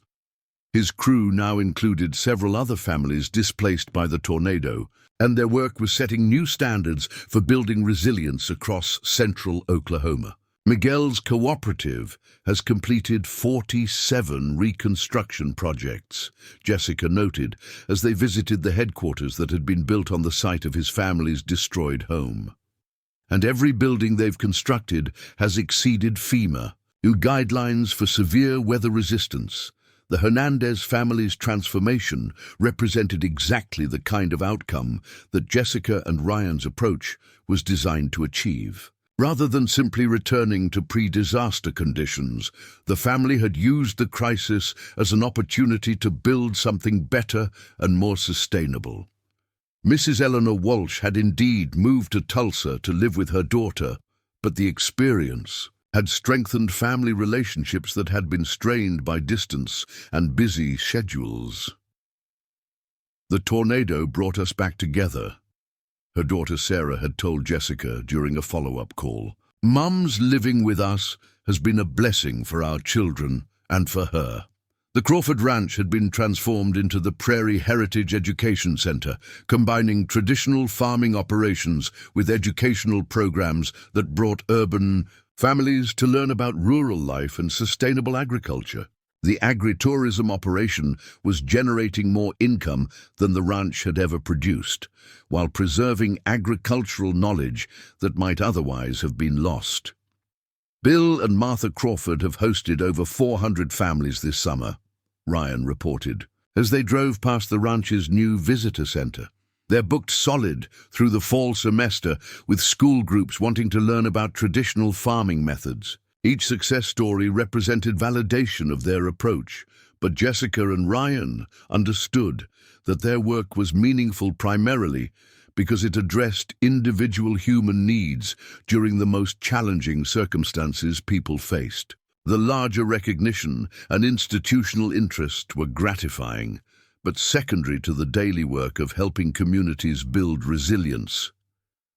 Their own relationship had evolved alongside their professional partnership, developing into something that neither had sought, but both recognized as the most important thing in their lives. The crisis that had brought them together had also revealed compatibility that went far deeper than shared work interests. Do you ever think about what would have happened if William Anderson had been real? Jessica asked as they stopped for dinner at Maggie's Diner in Cedar Falls, which had been rebuilt and reopened following the tornado damage. Ryan considered the question seriously, as he did most of Jessica's inquiries into hypothetical scenarios. I think you would have discovered fairly quickly that a relationship based on false premises couldn't provide the kind of partnership you were actually seeking. Maggie approached their table with coffee and the kind of warm smile that had made her diner a community gathering place both before and after the tornado. You two are still chasing storms together? We chase opportunities to help communities. Build resilience, Jessica replied. Sometimes that involves severe weather, but more often it's about connecting people with resources they need to solve problems they can't handle alone. The distinction was important to both Jessica and Ryan. Their work had evolved beyond emergency response into something more comprehensive. Community development that prepared people to handle various types of challenges while building social connections that made communities more resilient overall. Speaking of opportunities, Maggie said, settling into the booth across from them, I've been talking with some other business owners about organizing a regional network for disaster preparedness and mutual aid. We figure if another tornado hits, we want to be ready to help each other more effectively.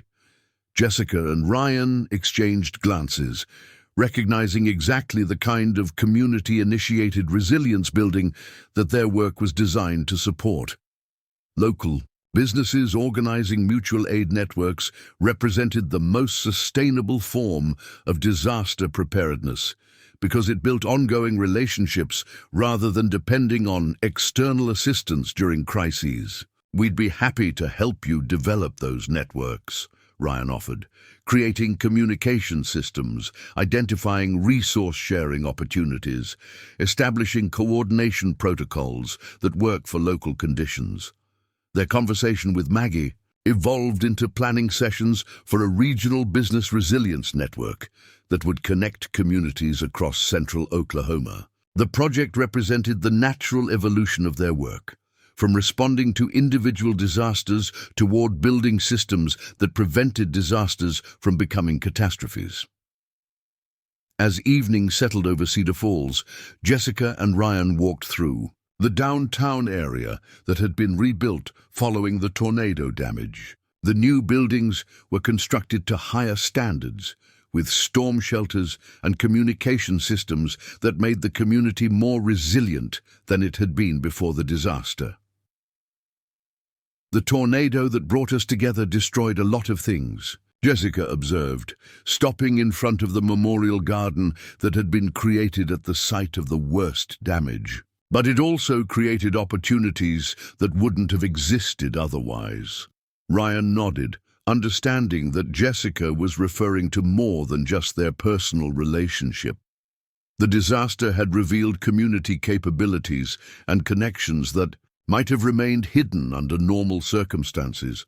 People had discovered abilities they didn't know they possessed, and communities had developed solidarity that made them stronger than they'd been before the crisis. "I've been thinking about expanding our institute's scope," Ryan said, sharing an idea that had been developing as they worked with communities across the region. Not just disaster response, but comprehensive community resilience, economic development, social services coordination, infrastructure planning, all the things that make communities capable of handling whatever challenges they face. Jessica smiled, recognizing that Ryan's thinking was moving in the same direction as her own. "You're talking about the kind of community support that I was actually looking for when I answered William Anderson's letters. Not just personal security, but being part of something larger that creates stability and opportunity for everyone involved." Their work had taught them that individual resilience was inseparable from community resilience. People thrived when they had meaningful work, strong relationships, and confidence in their ability to handle challenges. Communities thrived when they had diversified economies, effective communication systems, and social networks that connected people with complementary capabilities. "There's something I want to show you," Ryan said, leading Jessica toward his truck. They drove through the countryside toward a property that Jessica didn't recognize, eventually stopping at a gated entrance marked with a sign reading, "Thompson Martinez Community Resilience Training Center." Jessica stared at the sign, processing the implications of seeing their names linked in an official capacity. "Ryan, what is this?" "It's 40 acres that I purchased 3 months ago with the grant money we received from the Department of Homeland Security. I wanted to surprise you, but I also wanted to make sure you approved of the direction before I committed to anything." Permanent. They drove through the gate toward a cluster of buildings that included residential facilities, classroom spaces, workshop areas, and equipment storage. Ryan had created a training center where communities could send teams to learn the integrated disaster response and resilience building techniques that he and Jessica had developed. "The first training cohort starts next month," Ryan explained as they toured the facilities. 12 communities from across the Midwest, each sending 3-person teams to learn our methodology. The goal is to create a network of local resilience, coordinators who can support each other during various types of crises. Jessica walked through the training center, amazed by the scope of what Ryan had created and moved by his assumption that they would continue working together indefinitely. The facility represented a commitment to their partnership that went far beyond professional collaboration. "There's one more thing," Ryan said, leading Jessica to a residential building that was larger and more elaborate than the others. "This is designed as our permanent base of operations, living quarters, office space, and room for the kind of family that we've talked about building together." Jessica felt her breath catch as she realized what Ryan was proposing. The building was designed for a life together that would combine their professional partnership with the personal relationship that had been developing alongside their work. "Ryan," Jessica said softly, "are you asking me to marry you?" "I'm asking you to build something with me that's bigger than either of us could create alone," Ryan replied. "A life that combines the work we both care about with the kind of partnership that makes everything else possible." Jessica looked around the training center, seeing the physical manifestation of everything they'd discovered about community resilience and mutual support. Ryan had created a place where their work could continue growing while providing the stability and security that she'd originally sought through the romance correspondence with William Anderson. "The answer is yes," Jessica said, understanding that Ryan's proposal represented exactly what she'd been looking for when she boarded the bus to Oklahoma 8 months earlier. Not the fantasy of being rescued by a stranger, but the reality of building something meaningful with someone who shared her values and complemented her capabilities. As they stood together in the facility that would become their home and headquarters, Jessica and Ryan both understood that their partnership had evolved into something neither had planned, but both recognized as exactly what they needed. The tornado that had destroyed Jessica's false expectations had led to opportunities that were far better than anything she could have imagined. "There's going to be another storm," Ryan said, gesturing toward the weather monitoring equipment that was visible through the training center's windows. "Maybe not tomorrow, maybe not next month, but there's always another storm coming. And when it does, we'll be ready to help communities not just survive, but use the crisis as an opportunity to build something better." Jessica nodded, understanding that their work would continue as long as communities faced challenges that required both technical expertise and human-centered problem-solving. Their partnership had discovered a sustainable model for creating resilience that could adapt to various types of crises while building the social connections that made communities strong. 1 year after Jessica Martinez had stepped off a bus, in Cedar Falls expecting to meet a man who didn't exist, she stood in a training center that bore her name, engaged to a partner whose life's work aligned perfectly with her own capabilities and values. The romance scam that had initially seemed like the final proof of her inability to build a stable life had instead led to work that was more meaningful than anything she'd previously imagined possible. "The tornado brought me exactly where I needed to be," Jessica said, watching the sunset paint the Oklahoma sky in shades of orange and purple. "Not to the life I thought I wanted, but to the life I was actually meant to live." Ryan smiles, understanding that Jessica's observation applied to both of them. The storm that had initially seemed like a disaster had revealed opportunities that neither could have discovered under normal circumstances. Their partnership had grown from crisis response into community building, from professional collaboration into personal commitment, from individual survival into shared mission. As the stars appeared in the Oklahoma sky and gentle winds whispered across the prairie, Jessica and Ryan began planning the next phase of their work together. Communities across the region were requesting training programs.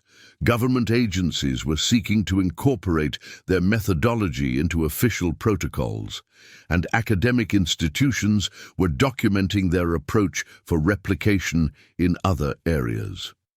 But the larger recognition was less important than the daily work of helping people build resilience, one community at a time, one family at a time, one crisis at a time. Jessica had found the security and partnership she'd sought, not through correspondence with a stranger, but through work that mattered alongside someone who understood that the most meaningful life was one dedicated to serving others. The Oklahoma Community Resilience Institute would continue growing, training new coordinators, developing improved methodologies, and responding to whatever challenges communities faced. And at its heart would be the partnership between two people who had discovered that some meetings are orchestrated by forces too complex to be called coincidence, bringing together complementary capabilities at exactly the moment when they can do the most good. The tornado that had destroyed Jessica's planned future had also cleared the way for something far better. A life built on shared purpose, mutual respect, and the kind of love that grows from working together toward goals that matter more than individual comfort or security. Sometimes the worst disasters lead to the best outcomes, and sometimes getting completely lost is the only way to find exactly where you belong. As Jessica and Ryan walked toward their new home, planning their wedding and the expansion of their Community resilience work both understood that their story was really just beginning. The foundation they'd built together would support not just their own future, but the futures of countless communities that would benefit from their partnership and the model they'd created for turning crisis into opportunity. The storm had passed, but its impact would continue rippling outward for generations in the form of stronger communities, more resilient families, and the proof that sometimes the most beautiful things grow from the most devastating destruction. Jessica Martinez had come to Oklahoma looking for security with a stranger and found something far more valuable: a partnership with someone who understood that the best life is one dedicated to helping others build better lives for themselves. Northern lights weren't visible from Oklahoma, but the stars above Cedar Falls painted the sky with their own kind of magic, illuminating a landscape where destruction had given way to renewal, where individual disasters had become community opportunities, and where two people who had been broken by different storms had found healing in the work of helping others weather their own challenges. Their love story was also a community story, a disaster story, a resilience story. Proof that sometimes the most important work emerges from the worst circumstances, and sometimes the people we're meant to spend our lives with are found not through careful planning, but through shared crisis and mutual commitment to something larger than ourselves. The future stretched out before them like the Oklahoma prairie. Vast, beautiful, and full of possibilities that neither could imagine, but both were prepared to build together, one storm at a time. Up next, you've got two more standout stories right on your screen. If this one hits the mark, you won't want to pass these up. Just click and check them out. And don't forget to subscribe and turn on the notification bell so you don't miss any upload from us.